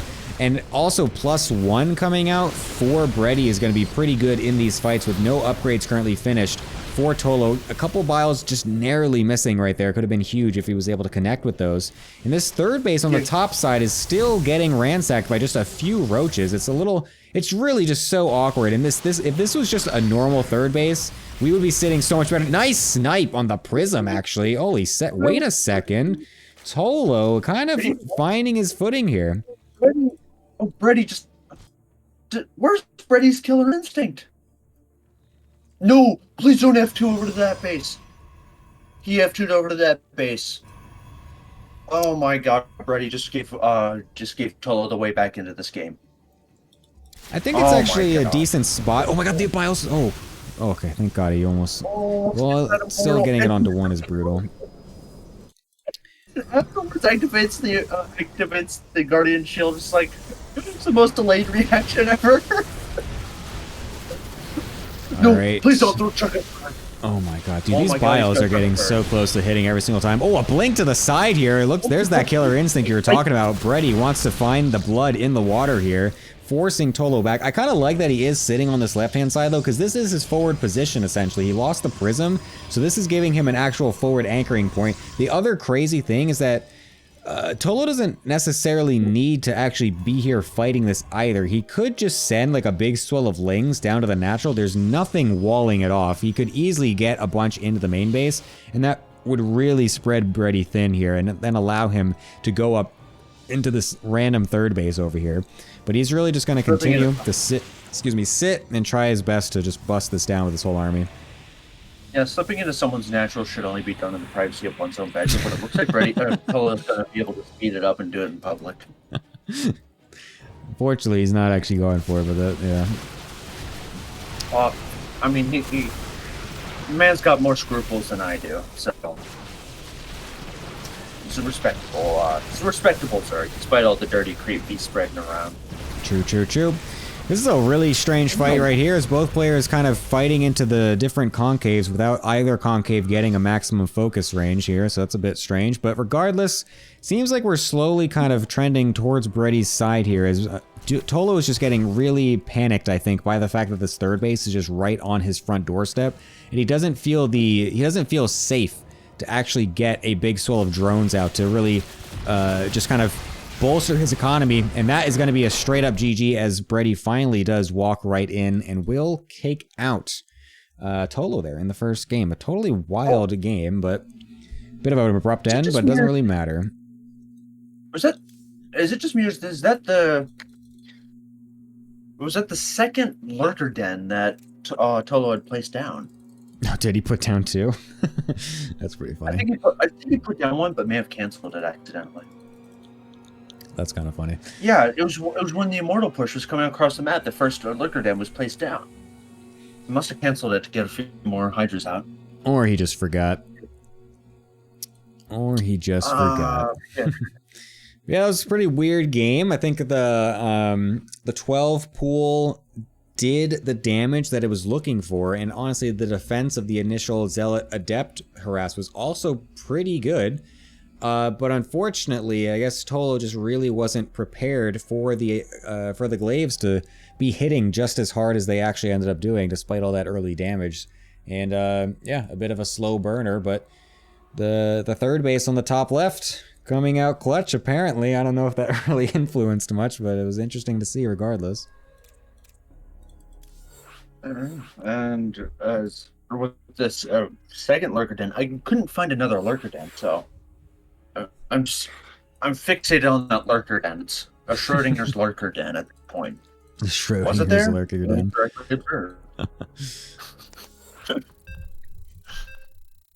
We will never know. It'll be a secret left to time until someone eventually just loads up the VOD and checks for us.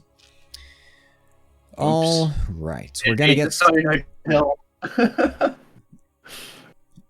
we're gonna get loaded up into the next game here as well, so that we can see what the final results might end up being. As we're gonna be going into game 3-2. Let's see if Tolo can cinch a nice match. Breddy with a casual 12-second. Good luck. Good luck. We rocket right into game 2 over here in the top right of this map. Ghost River. Definitely knew that name. It is Tolo with another early pool. And over here in the top left, the man, the myth, the legend with the corner base. It is Breddy. Cooler than sliced bread, or cool as sliced bread. Nice, nice. What type of bread is Breddy? Is he like a rye? Is he just a straight up white? Is he a multi-grain? What kind of bread is Breddy? Now, if I wanted to make an age joke, I would say he's ancient grain, but I'm gonna go with probably rye bread. Rye. What's your reasoning here? What strikes you as a rye person? Because he has a very wry sense of humor. Ooh, nice. Very good. Very good. All right, it's going to be an early pool again, like you mentioned. Another 12 pool. Let's see what the reaction is this time. It's going to be another 2-gate response. This map is actually really good, in my opinion, for the 1-gate 19 Nexus response, because it's got a smaller wall. So you can actually just do the gate, cyber, and pylon in the wall here. And you can usually defend pretty easily with a very fast Nexus. But he's going to go for the 2-gate response anyway. Hopefully he doesn't lose the first gateway this time, because that would then really hinder, again, his ability for the counterattack. Because if you go for this 2-gate response, you need to do some amount of follow-up damage, or force more lings, or delay the third, or something to make it worth it, because your Nexus is so late, and this surround on the first Zealot is not what we want. Like, thankfully that probe is actually doing a pretty good work, but oh, it actually breaks through anyways. Oh no. Oh my god. Like, are they just gonna end the game? No, he's got a bunch of drones pulled, got the Adept Chrono, and these Lings gotta try to get whatever damage they can get done. They're gonna get a probe, another probe, a third probe. Can we make it 4? No, we cannot make it 4. And there's a probe on the other side of the map. If I will dance if we see another proxy nexus over here. Where's the probe? Please, Brady. I can't find the probe on the other side of the map. Where is it? Oh, here it is. It's like blended in with the doodads. Okay, got it. That would be pretty crazy. I don't think he should go for that just yet. I think he needs to set himself back up back at home a little bit. That would be wild, Rambo. The Rambo probe. Nice. Alright, at least we do have 2 adepts out this time to really threaten the third base, so there's not an easy way to take that, and we can always threaten the shades going into the mineral lines to one-shot the drones here. So that is a little bit better for Brady, and even though he did lose 3 probes, he did at least throw down that Nexus immediately when he realized he had the surround on the Lings. So at least the Nexus isn't as delayed as it could be. That shade is back. Okay, he didn't actually commit to anything, so a couple Ling kills and we'll back up. But, I mean, a pretty decent opener overall, I would say, from Tolo. I'm sorry, I have to interrupt because we have a 69 health adept. It is too beautiful to ignore that. Nice. It was Everyone in definitely chat type intentional nice. If you don't type nice right now in chat, you're banned forever. Forever. Oh, And Hamilton and we Snick, won't you're without banned. any knowledge of you.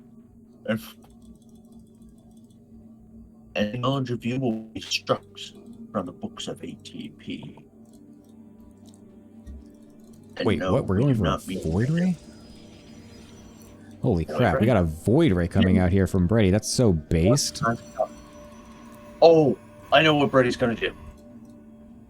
Charge follow-up. Mark my words. Charge follow-up. Perhaps, but he Okay. hasn't even gotten Warp Gate. It's either he's forgotten or he's gonna go for straight up mass air. Is this man going full Bronze League? Oh wait, that's also Silver League, never mind. Is he going full Metal Leagues? No, he's getting an extra gateway and a forward, so he's actually just straight up forgotten Warp Gate. Nice. Nice. Oh no. Now this is the type of gameplay we've come to love and endear here in the All Things Protoss Team League. I absolutely love scrappy, shitty games. That's my favorite. Oh my god. No Warp Gate yet means that he's going to be trying to do probably some sort of fleet. It is a fleet beacon. What's this random gateway and forward? I mean, the forward, I guess, for cannons, but what the fuck is this random extra gateway doing here? What? Alright, he hasn't forgotten. Gateway. A fake third gate. Did that get scouted? No, it didn't. Okay. That would have been sick if it got scouted and it just like looks like it's a normal follow-up. That would be insane. How's this Void Ray killing multiple drones? What the fuck? We got the ultimate Void Ray. We got the emotional support gateway. All we're missing now is a proxy nexus, proxy battery, and we're all set for life. Oracle comes in, gets a bit of hull damage taken down on it as it gets 5 drones. Some pretty decent damage. You know, when they said you wanted to get damage done with that Oracle was like, I bet. Freaking took down the 5 drones and like, is that enough? 2 more Void Rays. I swear to God, if it goes mass Void Ray. You might. I think it's actually fine to go for 2 or 4 or so to start and then go into carriers. I think that's actually kind of okay. This food beacon is pretty quick. I'm surprised if it was going to be... Yeah, okay, there we go. I feel like it was going to be more Void Rays than we would be getting Flux Veins with this, but it is going to be straight into the carriers afterwards. Roaches! He's going roaches, which means that this is just... No! What? German taxi! The German taxi. God. I fucking love you, Tolo. Oh my god. I am enjoying myself immensely, and I might need to change my underwear after this. Aren't you a Protoss player? Okay, I need to change my armor. Doesn't change that I still need to change something. No, I just mean, why are you so happy about a Zerg player doing a fucking German taxi? This is like, I thought we were done with this shit fucking 2 years ago. But here we go again, with another set of them dropping out of the overlords. Well, I mean, at least it isn't a German train system where everything's played. I think Brady would really hope it was, because unfortunately this is a lot of units currently sitting at the front of his base. It's a great map for this, as it's very, very close in the choke point, or in the walking distance. I can't fucking talk, whatever. But yeah, I mean, it's going to be a couple of Void Rays and a carrier to defend against this entire massive army. This is going to be a pretty difficult task here for Brady, I'm not going to lie. Yeah, I think Brady can hold if he gets this. He's getting more Void Rays. No, I kind of agree with this, because I think the carriers are going to take so long to build. He really just needs things out right now that just deal extra damage. And unfortunately, carriers just take so long to build that I don't think he's going to be able to get anything else out. He's still got the probe advantage for right now. So if he can stabilize here for a little bit and potentially kill off these last roaches without losing too many of his probes, he might have an opportunity. But unfortunately, losing all these probes at the natural here is just not the greatest for him. Oh, these queens off Crete. This is going to be so bad. Oh, nope, never mind. It was much better than I thought it'd be. Again, only if 21 probes going down. Goober taking the drone lead. Spire coming up next. This is just such a scrappy game. I love it. Yeah, this is a total clown fiesta right now. I mean, 23 probes dying here, but the actual push is held. If legit, if he just pulled all the probes from the NAT and put them in the main base while those roaches were diving them, he wouldn't lose all of those extra probes right there. He'd be up, I think, about like 45 or so probes right now on 3 bases as well. I think he would actually be sitting extremely pretty right now, if that was actually able to happen. But losing all those probes in the meantime is now putting him back super hard. And there's a massive bank here from Tolo. He didn't actually make anything while that was happening. So he has so much money to use on this Spire once it finishes. I think that's a kill. I think he was trying to go for the kill shot, but fortunately, with Brady holding, that means, I mean, that's... Oh, I think he spent all of his larva. Did he spend all of his... No, he has 12 larva for Muta. If he goes to mute, he's going Corruptors. No! Okay, I think Brady takes this 2-0. There's a crap ton of Void Rays, and those deal infamously well with Corruptors. Yeah, but I guess if there's a whole bunch of them, they still can one-shot the Void Rays before anything is able to go down here. He's got to make sure to try and bait the overcharge. I mean, the Queens also are going to be super important here. He doesn't want to lose them before the Corruptors come out, because that is going to be absolutely vital to have both of them attacking at the same time here. And seeing those Corruptors... Oh, please do not just sacrifice those one at a time. Thank you. Nice. Good job, Tolo. Pulling them back here.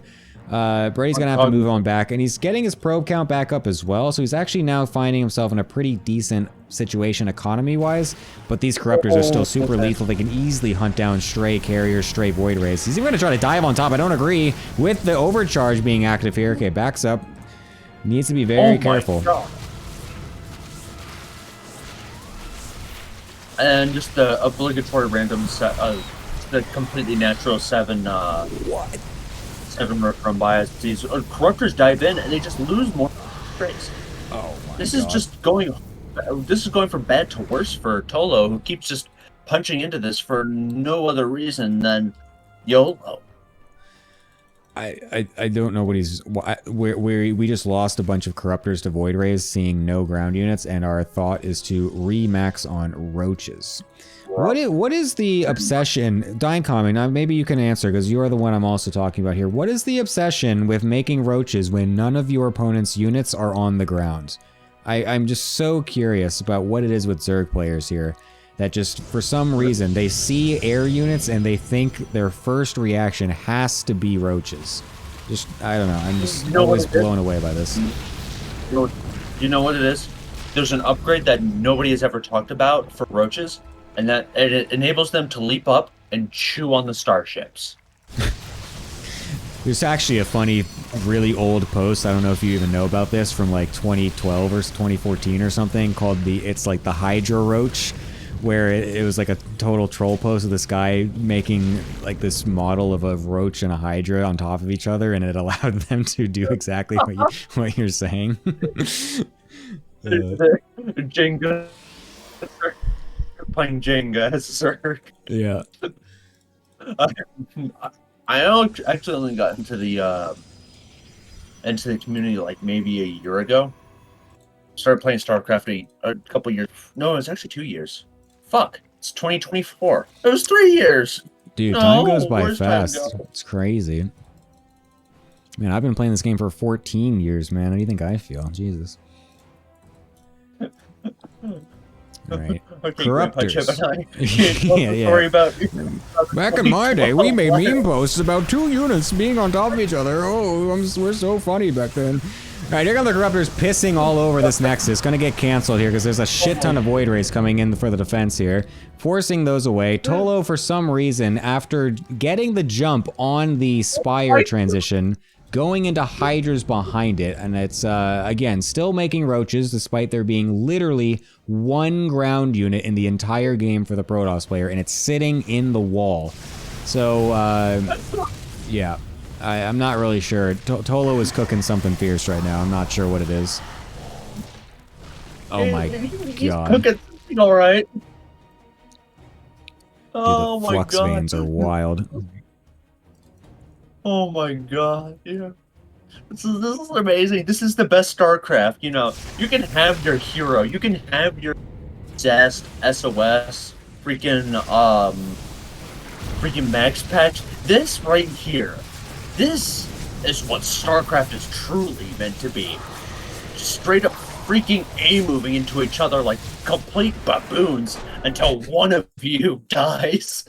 As we see Tolo forced to GG and Brady taking the 2-0.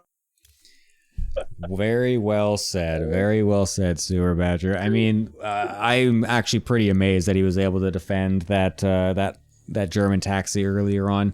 A very nice defense, even though he did lose quite a few probes, did not lose the third base, and still had a decent amount of Void Rays to threaten the Corruptor swell that came up afterwards, able to get his probes back up.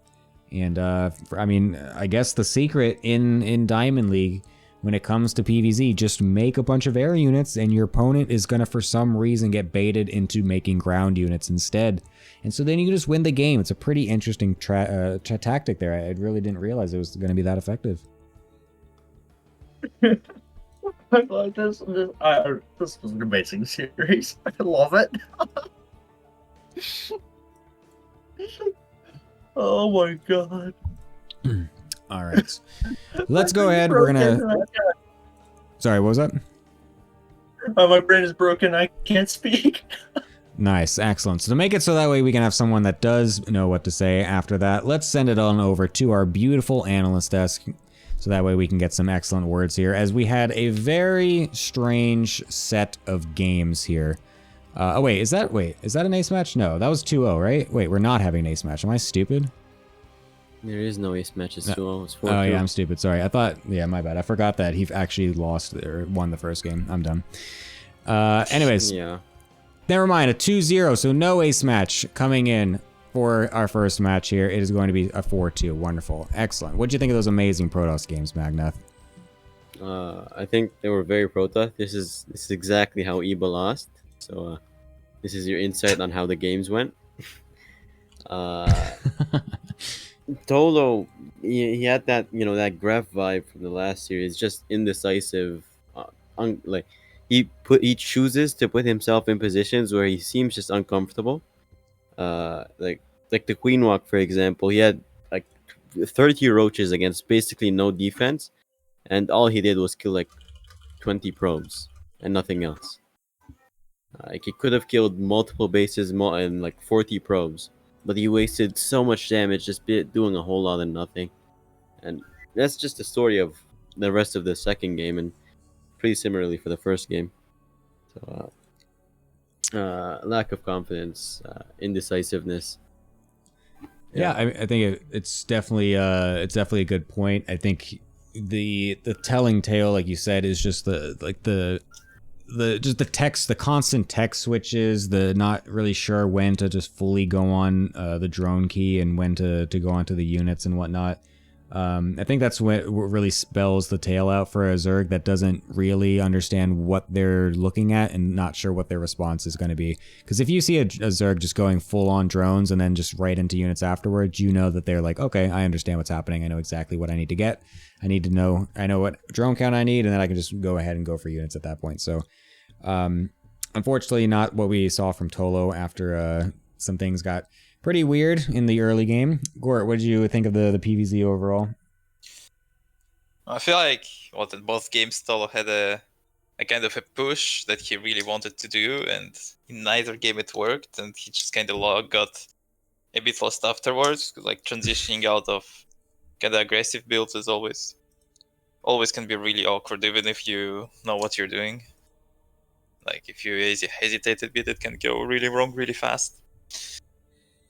Yeah, I guess Brady just grinded him out over time after the failed attacks in both games. Yep, I guess so. Brady showing why he is the best Diamond Protoss player ever to grace this game, even beating Eba so long ago. That's actually incredible. Thank you guys for joining me here on the Analyst Desk. It's been wonderful to have you guys. Any final words, Magnath, for the day here?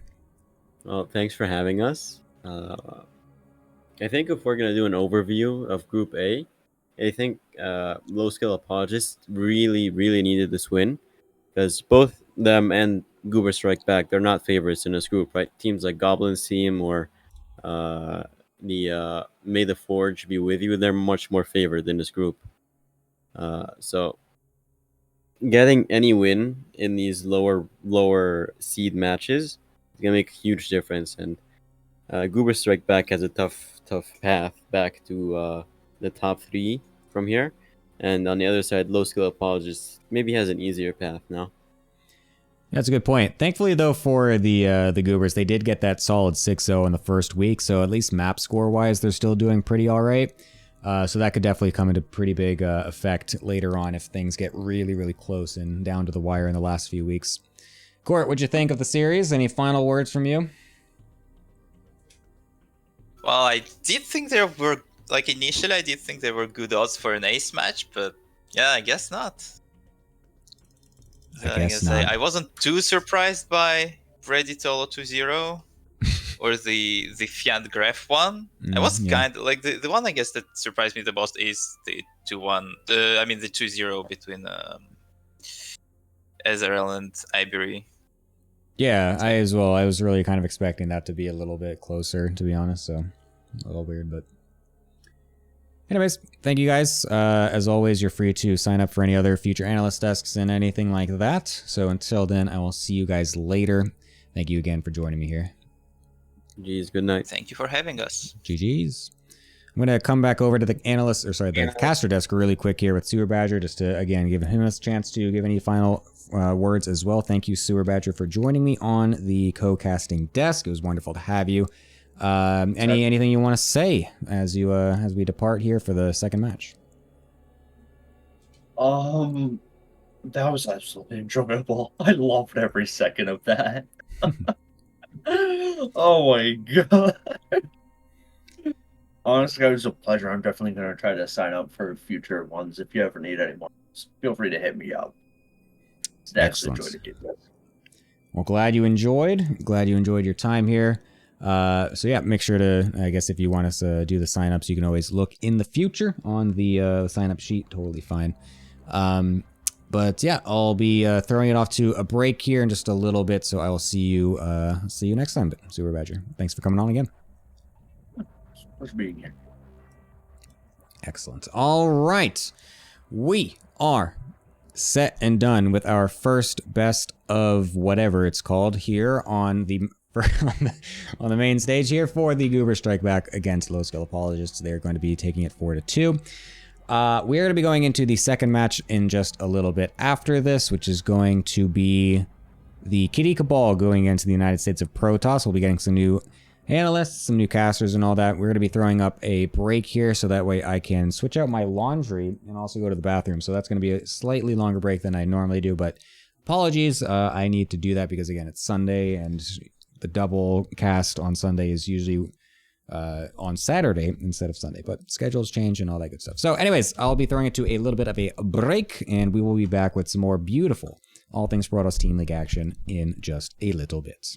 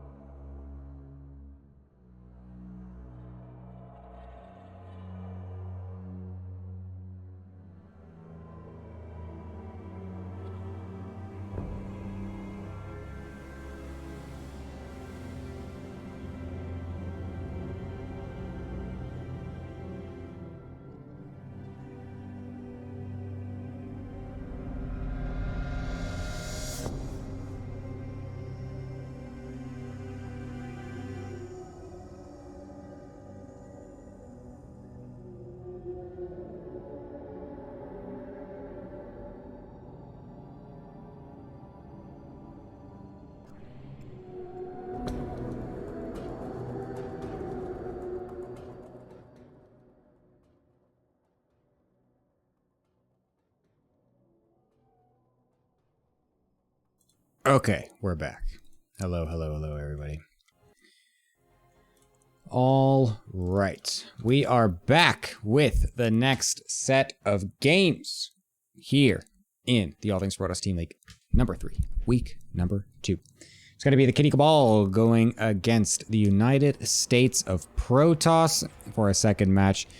And we are going to be jumping into it in just a little bit. And we are going to start that off by going straight into our beautiful second analysis desk. It is going to be Dine Common and Bull Mulja joining us today on the desk. Welcome, gentlemen. Hello.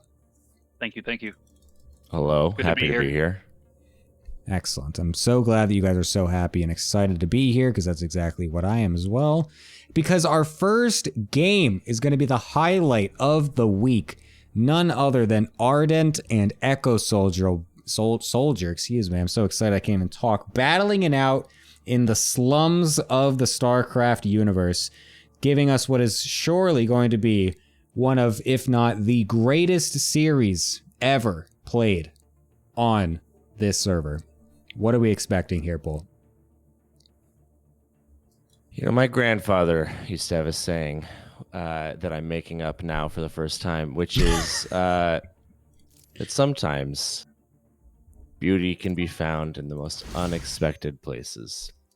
And I think this is one of those times, because on paper, you might say, what's so special about a couple of 3,000 MMR players, one of whom is going to be off racing, going at it in what is an otherwise relatively unremarkable regular season matchup in the ATL. But seasoned All Things Protoss Team League viewers and players know that really this is as good as it gets. So I'm very excited to see what happens here. I fully expect Echo Soldier to take a commanding lead in both games early on.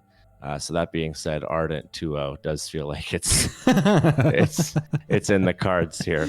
But I think with a little bit of coaching on the resilience of the mental game, I think Echo Soldier does have a good chance. So we'll see.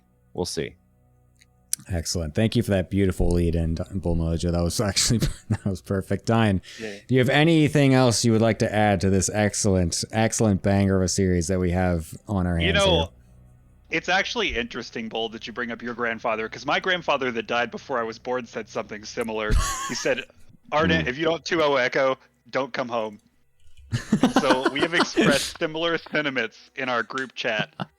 So Ardent knows there's absolutely incredible amounts of pressure riding on his back, and ATP will never let him forget it if he loses. So I'm just throwing that out there.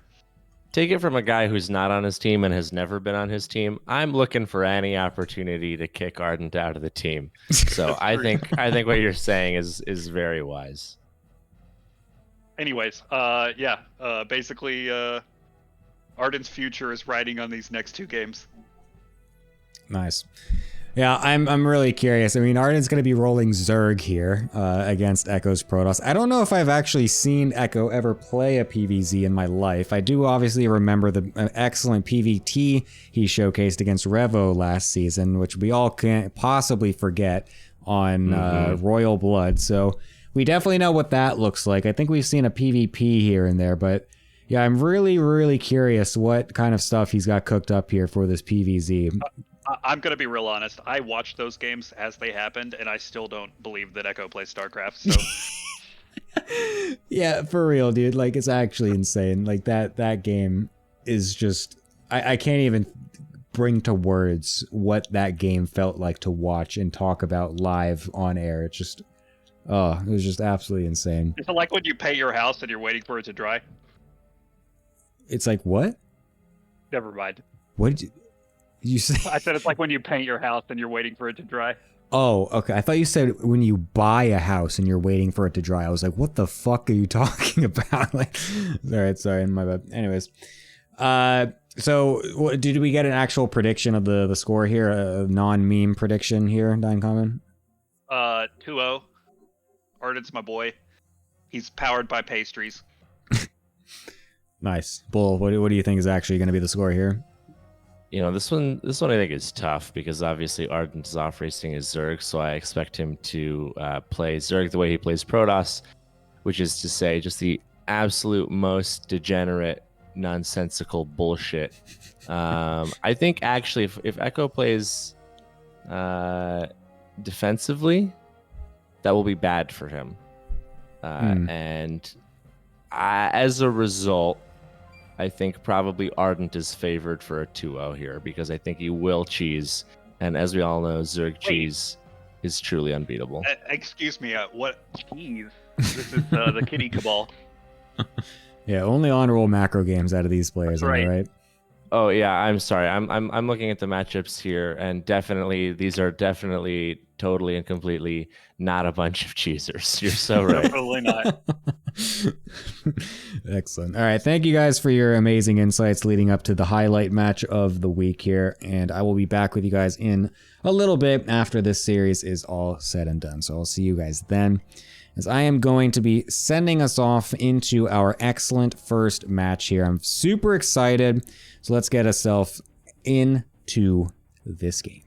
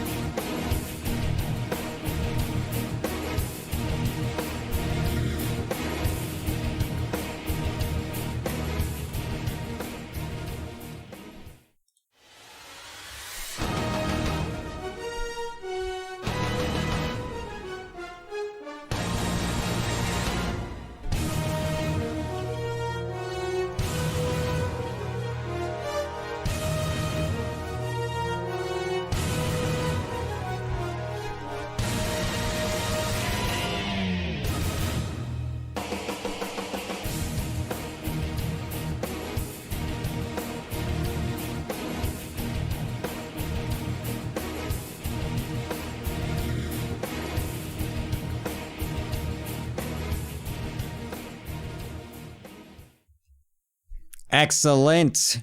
Here we go into the first and definitely not the last of these two matches. I forgot to change this. That's the only thing I forgot to do. Damn it. I thought I did everything perfectly, but I didn't. Damn it. Oh well, whatever. Top left-hand side of Golden Aura, playing as Protoss Goat, but is extremely far from it. It's Echo Soldier. And on the bottom right-hand side, playing as Zerg because of the off-race rule. Going for a fast gas before any hatchery. It is the pastry lover himself, the worst admin of the All Things Protoss Team League. It is Ardent. Oh my god, I'm actually so hyped for this. I can't wait to see what kind of absolute degeneracy we have planned for this series right now. I am already loving what I'm seeing out of Ardent. Getting a fast gas and pool before an expansion here. And Goat, or sorry, I accidentally just called Echo a goat, unironically. Shit, god damn it. Echo is going to be coming up and scouting it, and I definitely know that he does not understand what he has to do to be able to respond against this. So that is going to make this absolutely awesome to watch. Let's see what the actual plan here is. It's going to be... oh, I thought it was going to be 3 gateways for a second there. Goes for the latest cybercore possible against an early pool here, but it's actually not the earliest pool ever, so you don't actually need to be doing this. So, yeah, it seems as though Echo has already shot himself directly in the foot, blown it straight off of his leg here. Doesn't realize there's a hatchery over on the top side of the bases here. And, well, to be fair, it will actually be... Oh, shit. You know? It will be a Roach Warren coming out of Ardent as well anyways, but the thing is that he doesn't actually realize that it was a not fast pool, so he is really screwing himself here by having such a late nexus. Thank you, Cranky Ducklings, for the raid. Welcome, everybody, to the All Things Protoss Team League Season 3. This is the sickest community team league ever.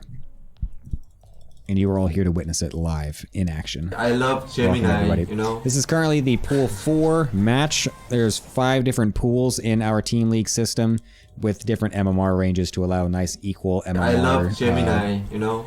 Thank you, everyone, for following. They allow for nice even matchups with the MMRs and whatnot. And this is the lowest pool, but that also means it's the most fun. So we've got an excellent situation here with a early Roach Ravager Ling. All in, coming out of Ardent, someone that doesn't actually play Zerg. They are forced to off-race because of the MMR rule as well. If you're above 600 MMR difference from your opponent, you do need to off-race at your closest MMR to the opponent, so that way it's as equal as we can get it. Where's the music?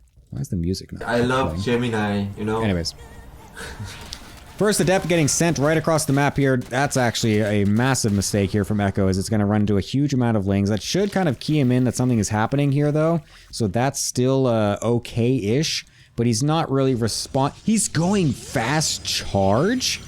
What? And a Robo. Oh my god, Echo, you need more units, friend. You just chronoed a Stalker that's literally gonna have to be canceled to then go into a warp gate, and now we have nothing for an overcharge onto the shield battery as well. Oh, this is looking very awkward already for Echo Soldier, as he is currently now 3 units to defend this massive all-in, as he had no idea this was coming, despite the fact that he actually didn't see any natural bases from his opponent. And he's losing absolutely everything. Oh my god. I love Throwing Gemini, out the mass you know? smiley as a nice homage over to Gref, who did the same thing earlier today. Echo is absolutely memeing with that, whereas Gref wasn't. So yeah, wow, excellently done there by Ardent to throw a nice quick win for his team. Very well prepared, as he actually had very honestly pretty good execution for the build order, all things considered. Very well done there. I mean, it was really up to Echo to actually identify everything that was happening there, and unfortunately wasn't quite able to do so. So yeah, a very nice quick win here for our boy Ardent for the Kitty Kabal. Very nicely done. Not much to talk about there other than Echo not realizing what was happening. Because that's actually what happened. But yes, anyways, welcome everybody again from the Cranky Duckling stream. I hope you guys enjoyed whatever you were casting over there. This is also something super sick that you should all watch forever Gemini, into the future as this continues on. Only week 2, very early on into the season, so plenty of opportunity to continue to watch these epic teams fight for their lives. And also for $1,200, because this is the craziest team league ever. Community funded, community run, community played as well. I hope you all enjoy. As we're going to get loaded up into the second game of the series.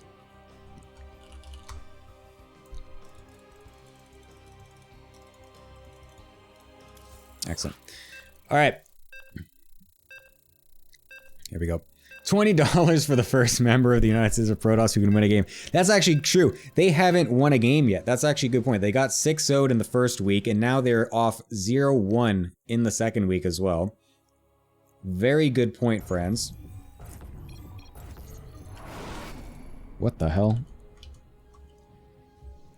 What is this out of Echo? Bad luck. Oh, bad luck, don't have fun. Wow, okay, very funny. All right, we got Echo Soldier on the top right-hand side, absolutely losing his mind against a shitty fucking Roach Ravager all-in. And we have on the left-hand side the conductor of said shitty Roach Ravager all-in. It is Ardent.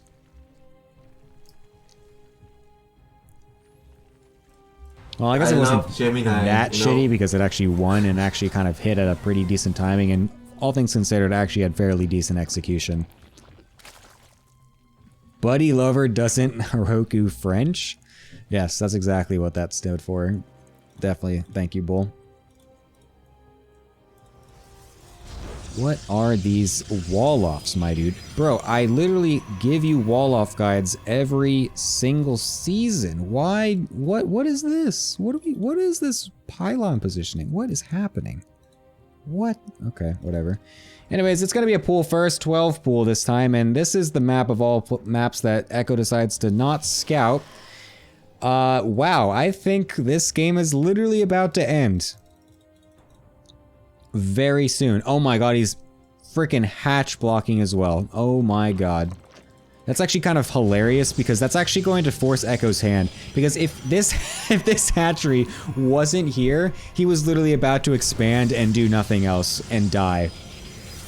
But now it's actually forced Echo to respond to what's happening when he originally wasn't going to. However, the thing is that I hope Ardent, well, I mean, I hope for his sake, that he's just using this to block and is going to cancel it. So that the links can get through. Alright, never mind. He's not doing that. He's not smart. Well, oh my god, he blocked it. He's gonna block in his own zealot. Okay, he fixed it. But it's just gonna die because it's on the outside. What's happening? Oh my god. Oh my goodness. What am I looking at? Oh, wow. Actually kind of gets that. I was actually pretty sick. I'm not gonna lie. He got the extra cannon there and is actually putting the probe in the choke point, so you can't actually get good surface area here. That's actually pretty good by Echo. I'm actually serious here. That's actually really good for him. Because now the second pylon's gonna get up. He's gonna have 2 cannons finishing here. It's actually not bad. 1 cannon finishing. Oh, the Zealot, though, drawing the Lings away. It's actually going to allow the second cannon to finish. Oh my god, that's actually sick.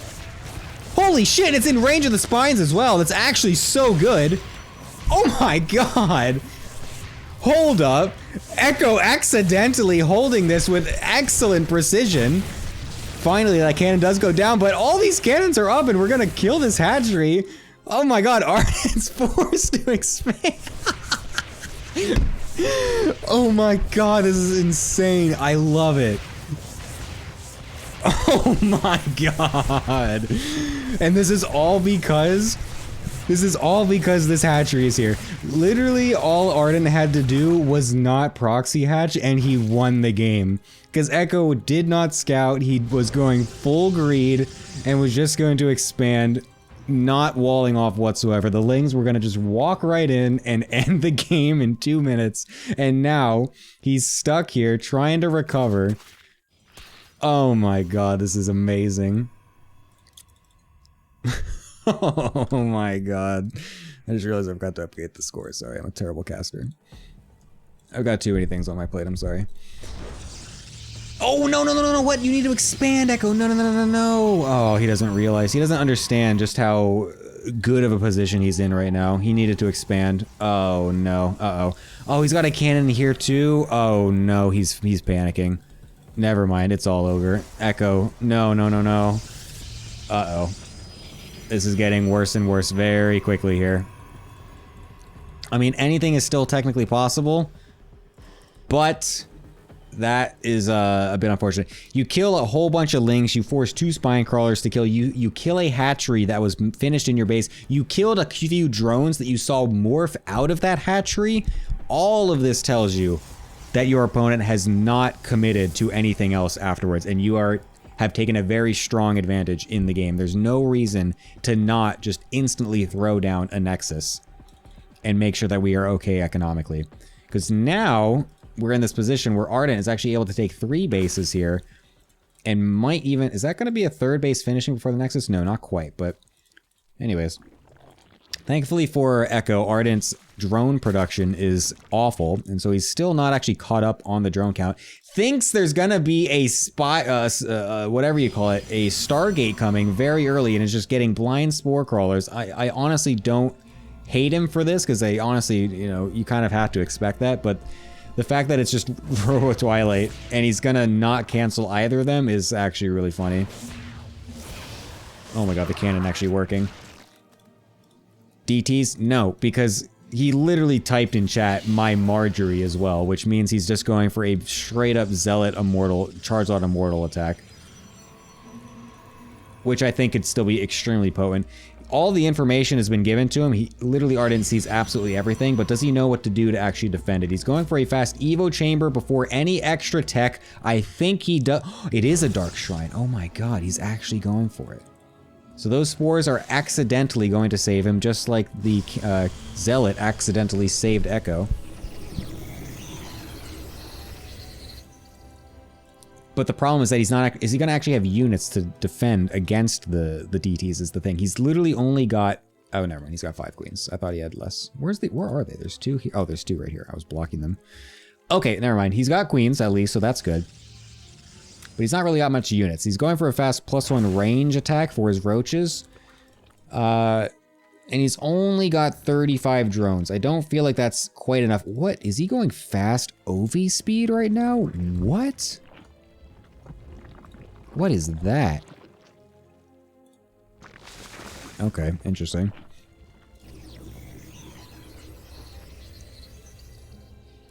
Anyways, getting extra gases on the natural. I don't...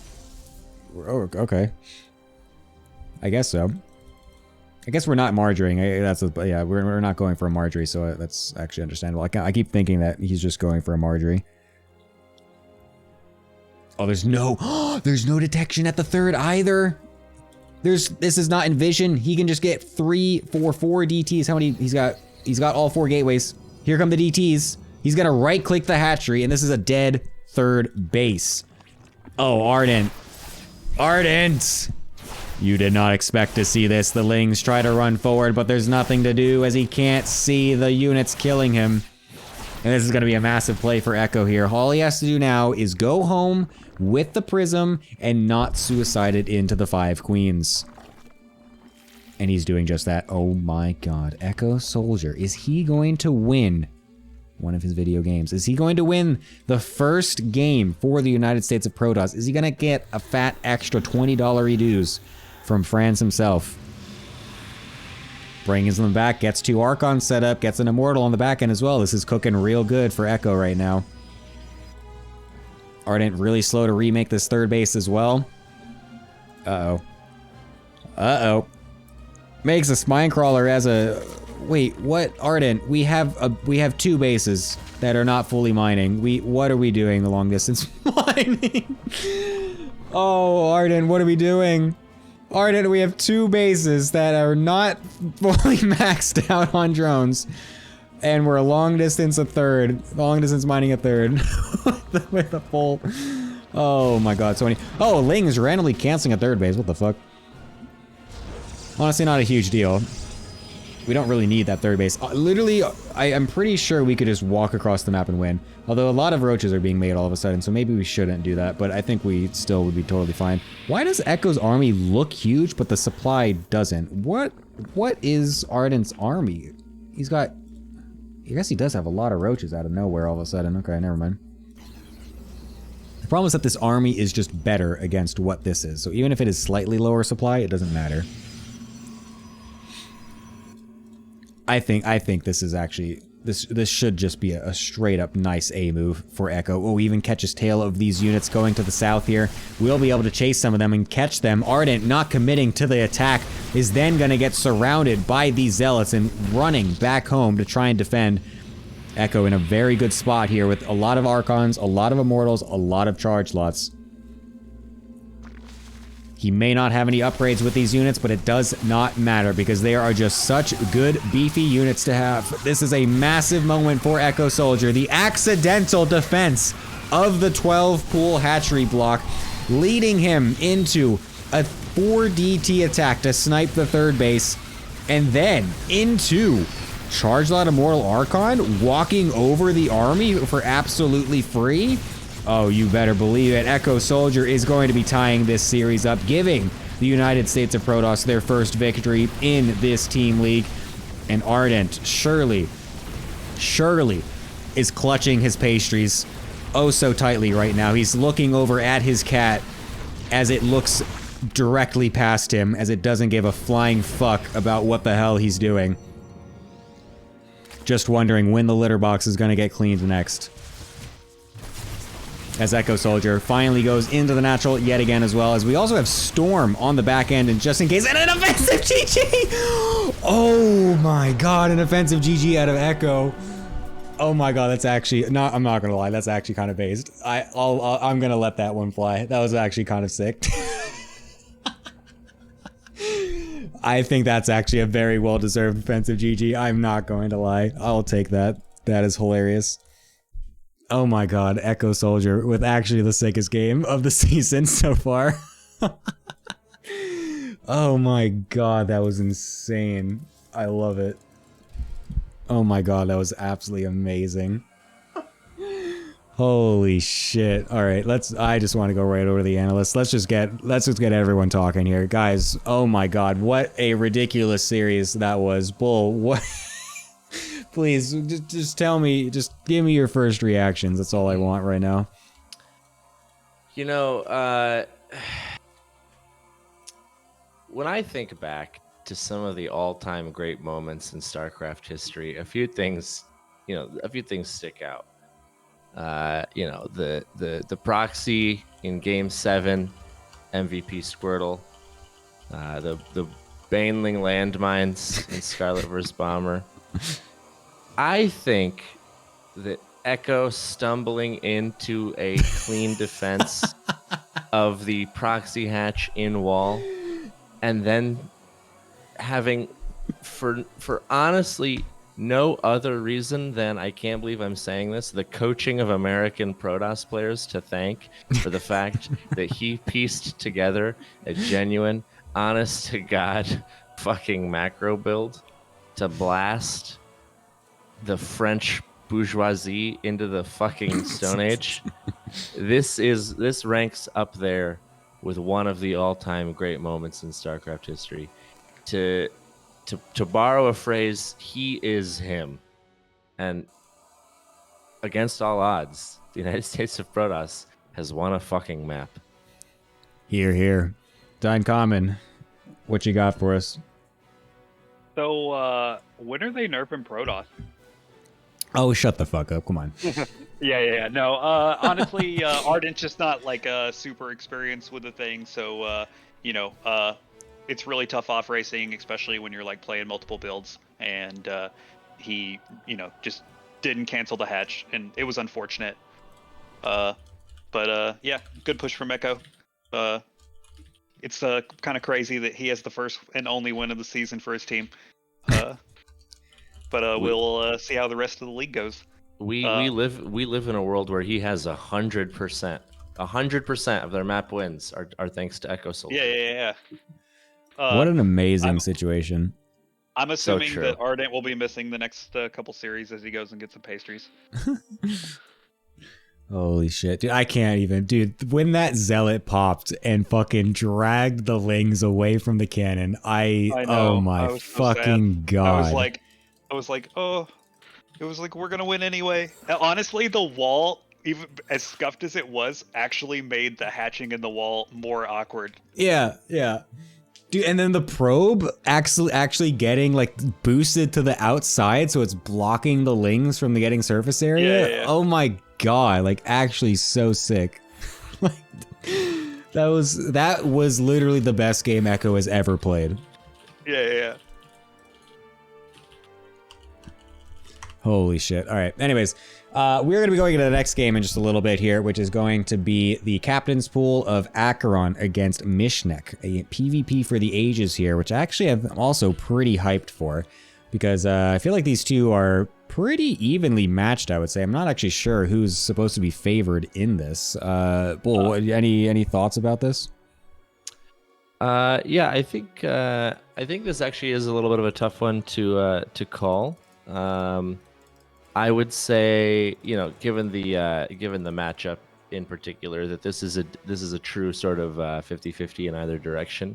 Part of me wants to say my fellow NA king Acheron is going to take this one, but as we all know, there is nothing more terrifying than a European Protoss player, because they comprise 60 70, depending on who you ask on Reddit, 120% of the GM ladder in Europe.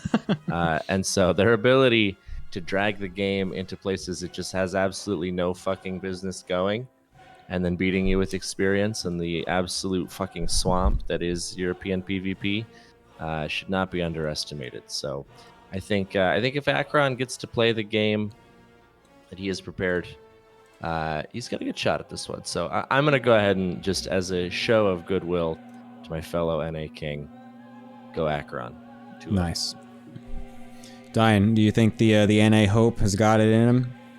So I would say that my heart says Acheron, and my head also says Acheron, because I live in North America, and July 4th just happened. I am still riding high on the patriotism, and how could I not go with fellow NA King Acheron? I mean, you know, no bias here being on his team, obviously, but I just don't think Michnik has a shot.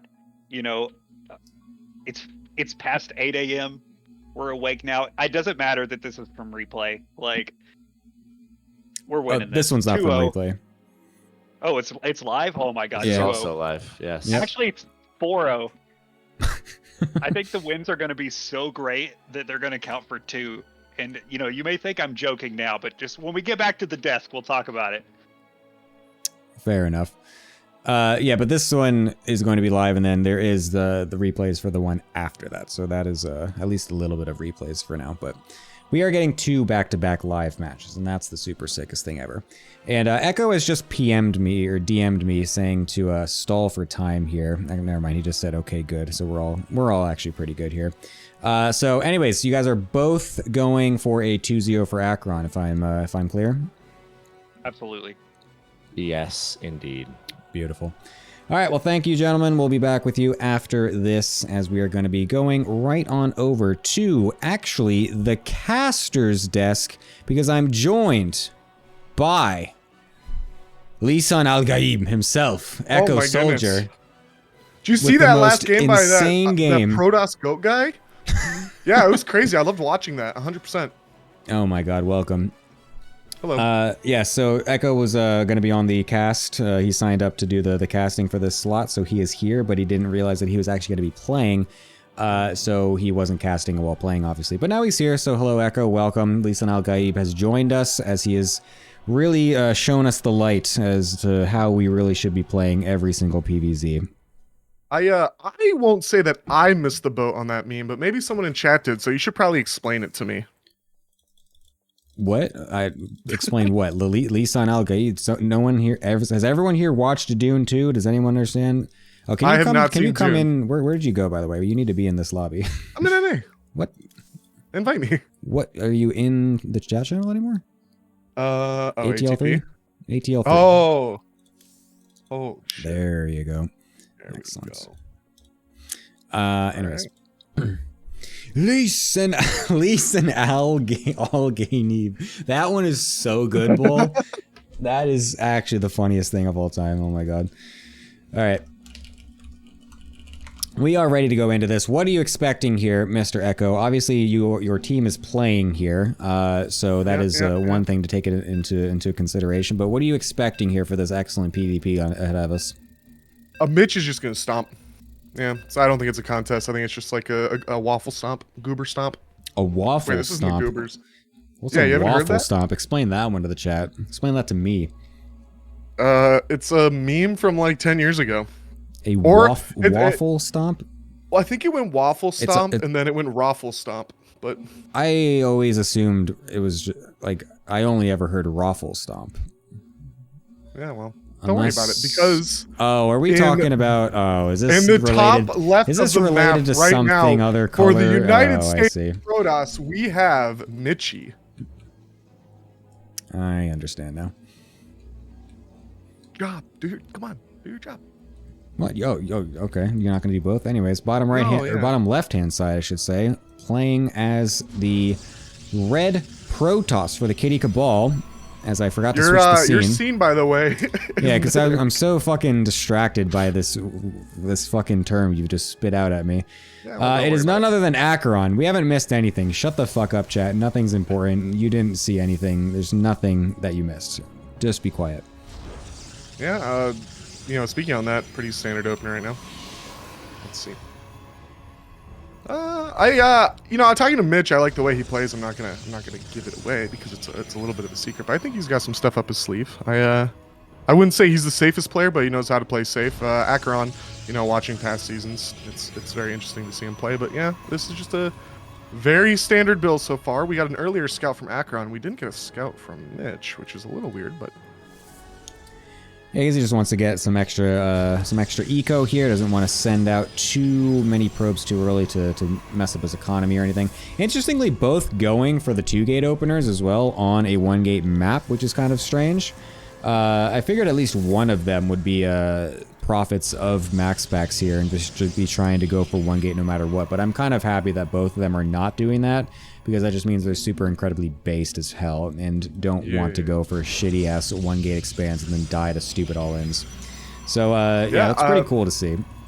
The shocking thing right now, Mitch kind of just allowing Acheron's probe to survive in here. He's not really doing anything. He's not, I mean, pulling probes, ruining your eco isn't obviously the greatest response to that, but it obviously shows that he's not hiding anything, right? Like, if he was hiding a sneaky build, he'd be trying to kill this probe, but he's not, so. Yeah, some people like to chase it. I do only if they start to really annoy me with the probe blocking and stuff like that. Then I'll just start chasing it with my own, just so I don't have to think about it anymore. But it is a little annoying, obviously. It's because you don't want to do it the whole time, because then you're just losing so much eco by having an extra probe off minerals there, so.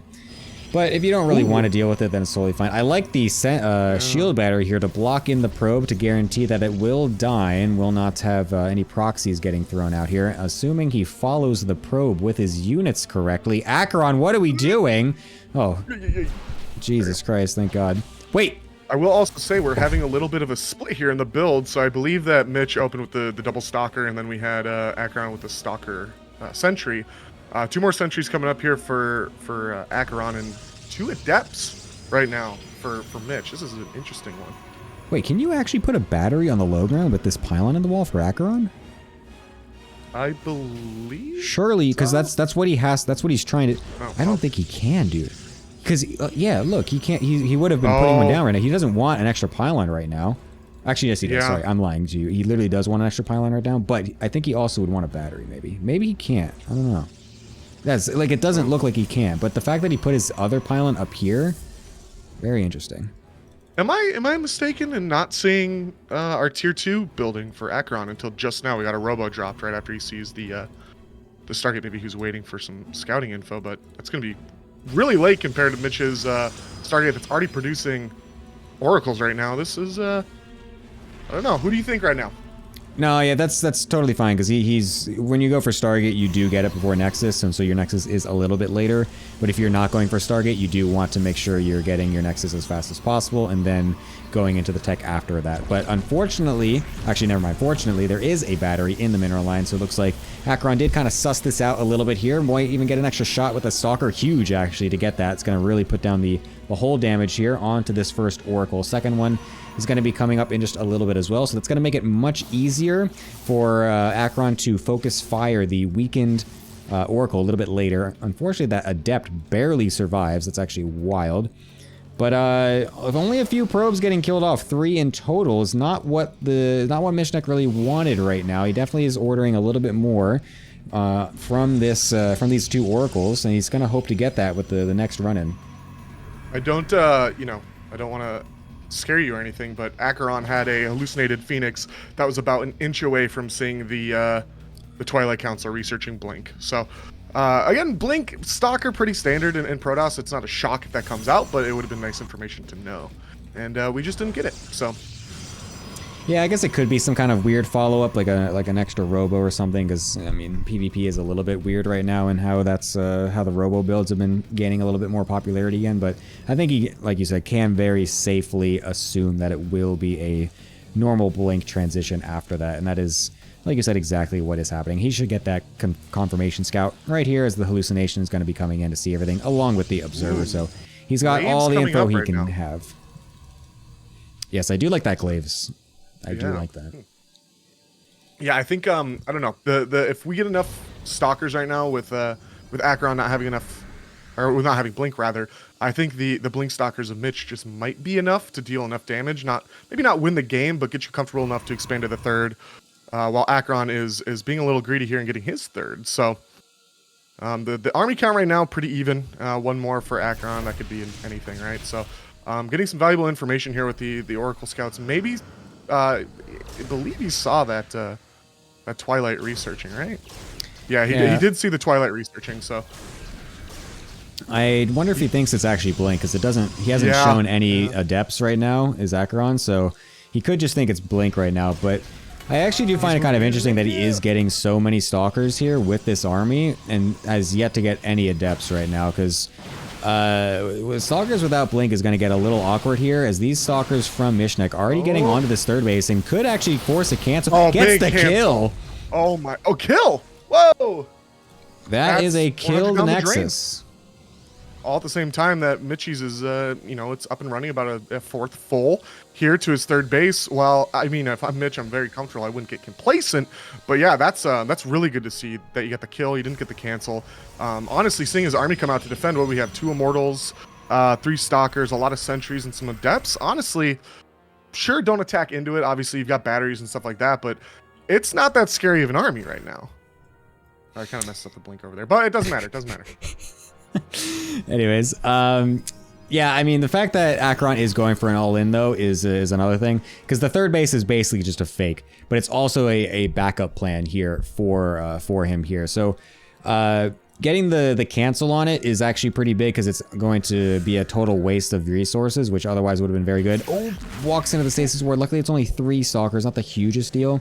But Mishnek might have been kind of tricked a little bit at first, given that third base finished, to feel as though this wasn't actually an all-in, but it really is. So he's not really got many batteries here, and he actually put all of his stasis wards on the left-hand side when Acheron's just going to go straight over to the right side here and completely shoot down that battery. Nice couple force fields. The stasis ward getting a few units here, as well as the other ones start to come out of the other stasis.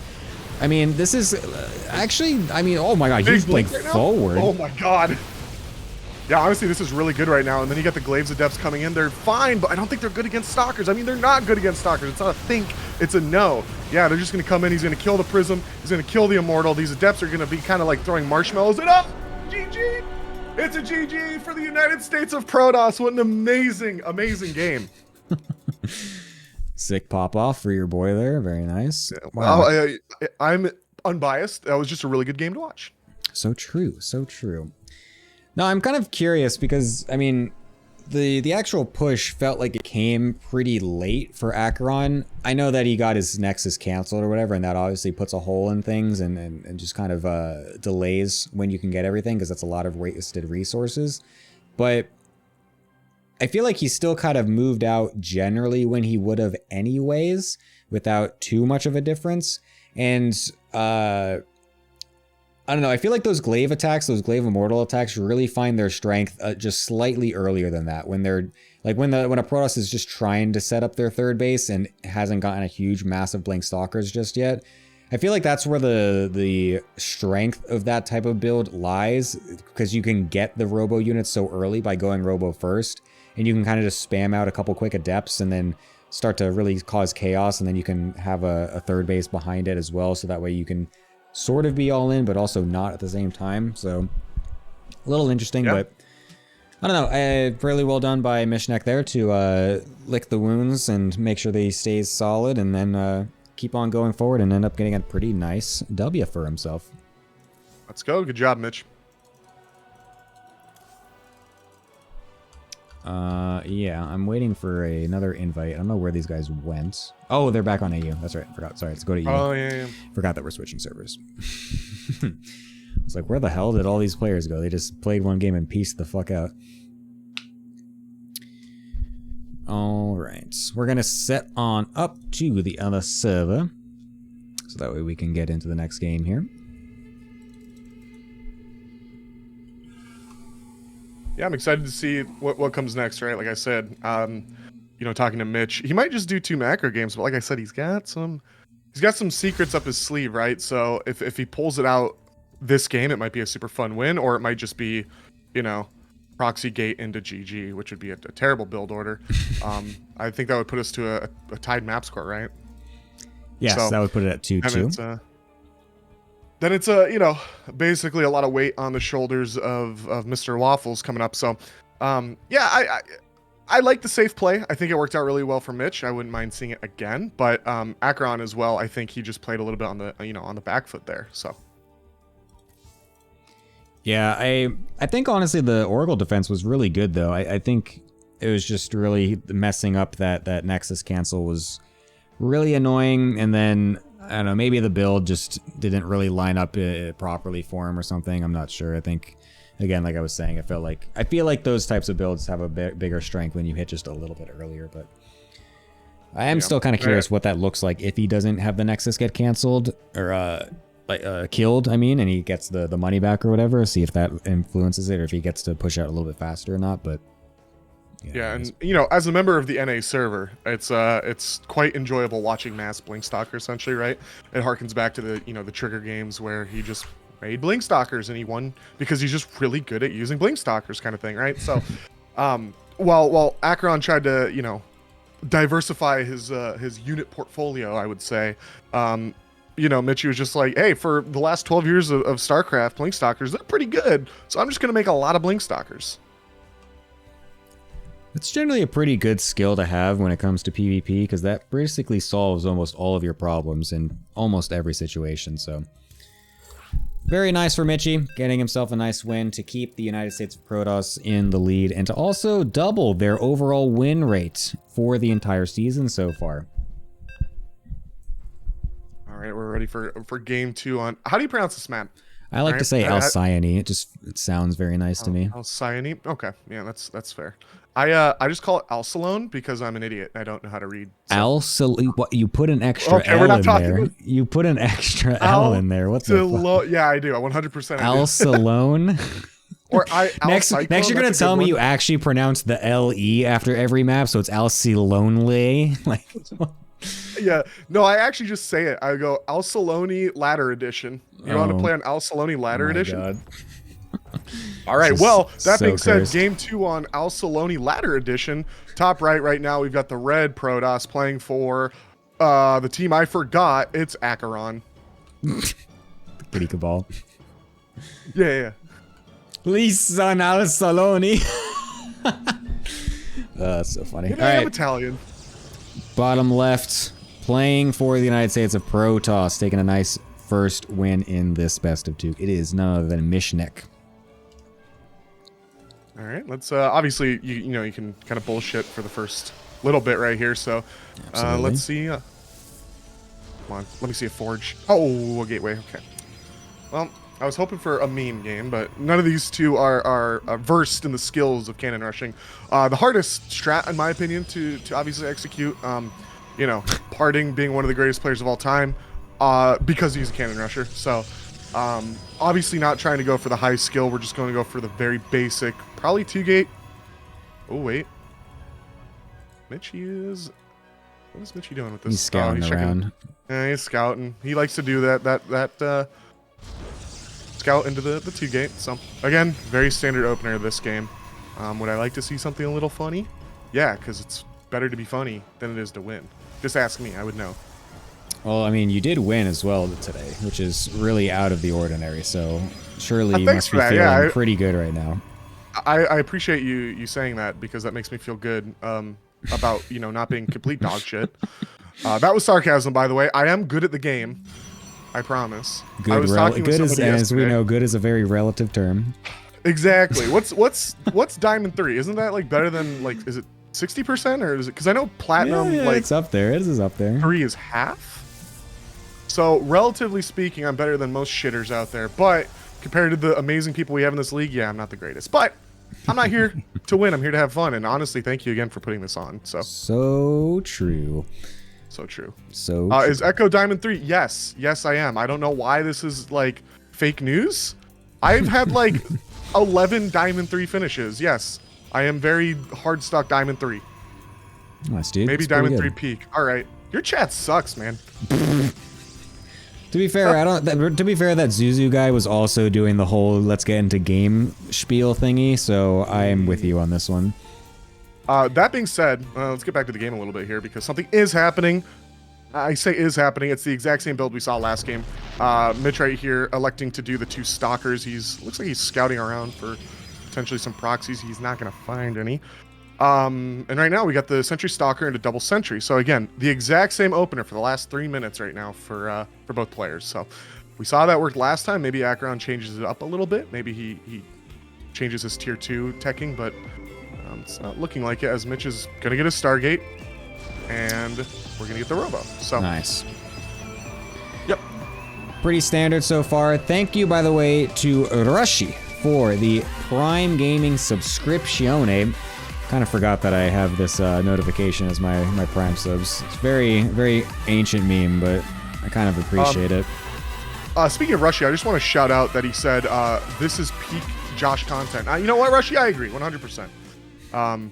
And Rushy, you missed it. Hopefully, it will be on the VOD, Gemini VODs on YouTube.com. Please look it up.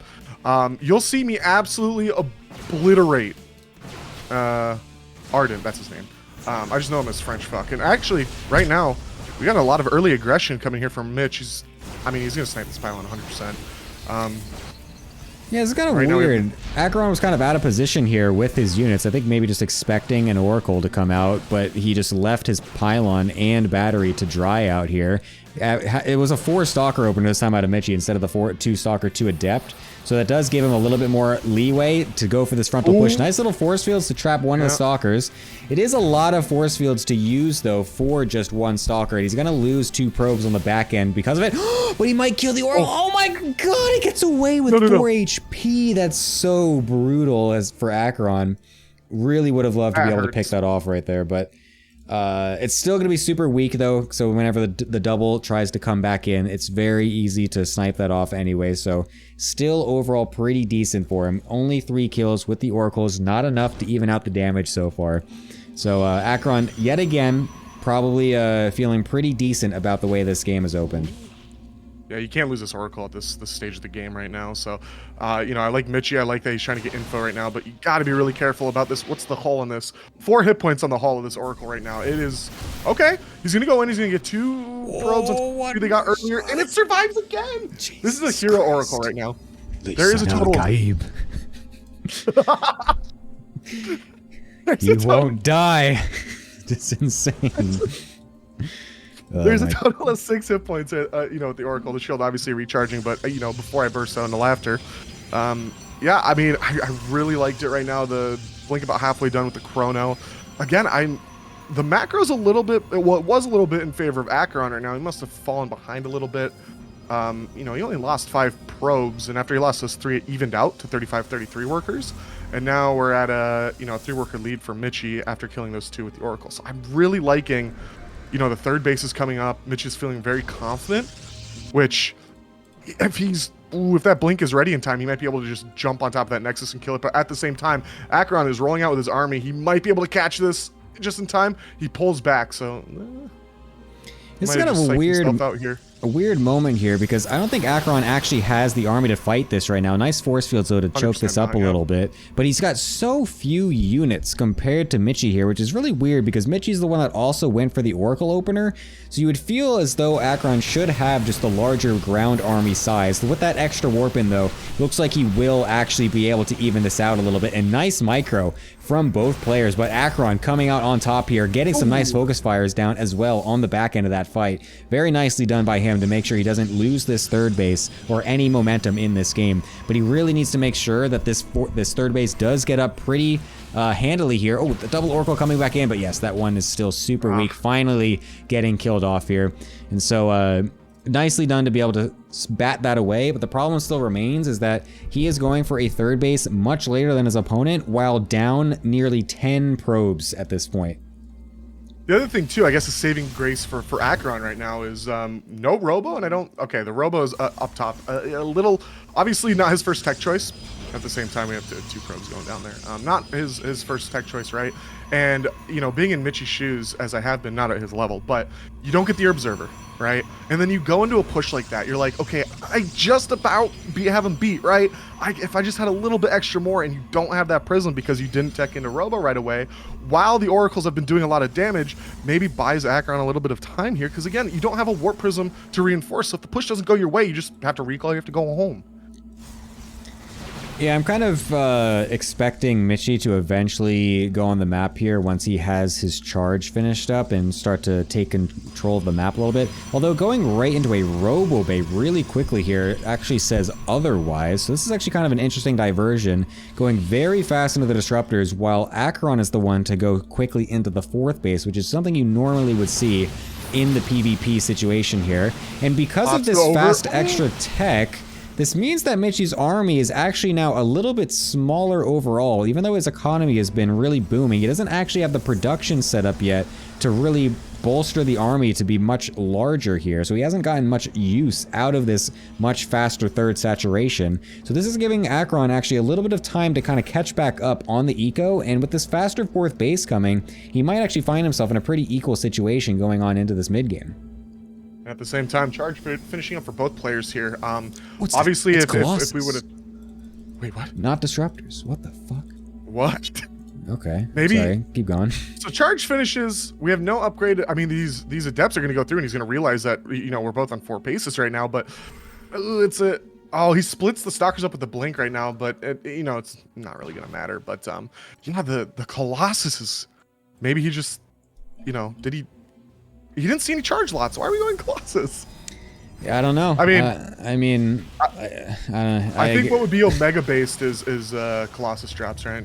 That'd be like Colossus drops. Yeah, no, you go in the mineral after both players have opened Blink. That would be so sick. The first thing I need to see right now in this mid game is a Colossus and a Warp Prism getting blinked on and just absolutely sniped out of the air. All right, right now, he doesn't cancel the base. I think that might be actually a mistake. Oh, but he's not focusing it down. He's aware of the army coming in right now. We got more Zealots here for Mitchie. While we got another wave of reinforcements, we do have a Prism here, but he just uses reinforcement wave. This Colossus not really doing anything, right? Like he had what, 4 charge lots? They're dead. Okay, Colossus is a paperweight at this point, and you know, being Acheron, you see. Well, you saw 1 Colossus, and eventually you'll see 2. You'll realize, okay, well, the charge lot tech wasn't a huge investment, but it basically made Mitchie overcompensate and get 2 Colossus. Yeah, I'm kind of curious what this is actually going to end up doing here, because the army compositions are going to start to look a little weird, because obviously having a couple Colossi in your army means that you, as the other opponent, feel very strange if you're going to start making a bunch of charge slots, which normally is what you are trying to do once the mid game gets a little bit further along to really make everything kind of just more well-rounded. And Acheron actually is kind of getting caught here with his Stalkers, not really in the right position, I guess. I don't know what he was doing so far forward, and his army is just suddenly much smaller. He's dragging out Mitchie, though, from his base and getting a big set of units over into the 3rd base, which could be very lethal here to this mineral line. But unfortunately, the Zealots are just getting caught up onto the Colossus, and so they're actually not killing any probes, and they're actually both, they're just all gonna die. This is just an absolute waste of units here. The only thing this has done is bought himself a little bit of time to put Mitchie back over towards his 3rd base and give him some breathing room to get some of his own Disruptors out. But now his army is super small comparatively, because that was a lot of units to suicide there when Mitchie hasn't lost anything in his army. I know it wasn't a lot of action to watch at the time, but at the 6 o'clock base, Acheron lost a Zealot, 2 probes, and Mitchie didn't lose a single probe. So, but right now we have balls coming out. Oh my gosh, a huge blink avoids the balls, but right now we have to look out for these. Oh my god, it wasn't the greatest hit, but wow, what a hit right now. And this is something you don't want to see right now as Mitchie, because your blink's on cooldown. You allowed him to get to this many, but it gets sniped down even with the super battery. Another one gets sniped down. He's just moving them in front, and Mitchie is just going to push in right now. He's got the concave. He's got the super battery right in front of him. He's going to get hit with the balls. Loses a couple right now, and at the same time, the Zealot run by at the 6 o'clock base, killing 12, 13. We have 13 probes down, but at the same time, I mean, we're losing our 3rd for Acheron. I don't know if I like this position right now, because all you need is a reinforcement wave, and you kill these Zealots here. Or you could... the Colossus isn't coming up anytime soon. So, You could just. Well, he's not. Okay, that's fine. But still, right now, the army supply is double right now for Mitch. This is absolutely insane. I didn't think the Colossus would work, but they worked quite well. 19 probes. The Zealot run by in return. And have this. Are we getting a base race? There's no way we're getting a base race, right? I mean, this is getting really, really desperate here for Acheron. He's just really hoping that the Zealot run by just never stops, but Mitchie has realized that that's not going to actually get cleaned up, so he's just leaving a couple units set at his natural to eventually take care of that. But because this army from Mitchie is not actually going to die. There's just nothing here from Acheron to be able to contest against this. Oh, the disruptor shot on the back end! Oh my god, it would have been a massive hit if it actually connected. Crazy. Oh, that was like down to the second. That was wild. So, I mean, there's one more base on the left-hand side that is not quite cleaned up just yet by Mitchie. The whole thing is that Acheron had way higher probe count and did have more bases, but eventually Mitchie's going to be able to get the rest of his army over here. This group of stalkers is really all that Acheron has. Sure, he picked off that immortal, but there's literally nothing else here for him to be able to deal with this massive army. The Colossi are completely untouched, even blinking into a random surround of Zealots. This is looking really bad here. Mitchie. Okay, that Nexus goes down. I think this is just a slow death animation. Please blink. Yeah, big blink out of there. I think it's just a slow death animation. It's a 2-0 for the United States of Protoss. Let's go. No bias, by the way. No bias whatsoever. Agreed. That's totally fine. Aru had a really good point in chat there. The United States of Protoss has been undefeated since I won. Yeah, that's a very good point. Yeah, that's actually very true. Were you just the key all along that once you finally unlocked and accidentally found yourself winning a game, that means that finally everything falls into place and your team starts winning? I didn't accidentally win that game. Can we talk about the game real quick? Well, I believe we're waiting on the next. No. Okay, me. Ardent's choice not to cancel the hatchery wasn't my luck. It was his stupidity, right? Yeah, but then also that Zealot. Yeah, well, but if he wasn't A-moving right there, that cannon's dead. And I mean, but did you see that cannon placement? The first one, that was like some. No, I agree.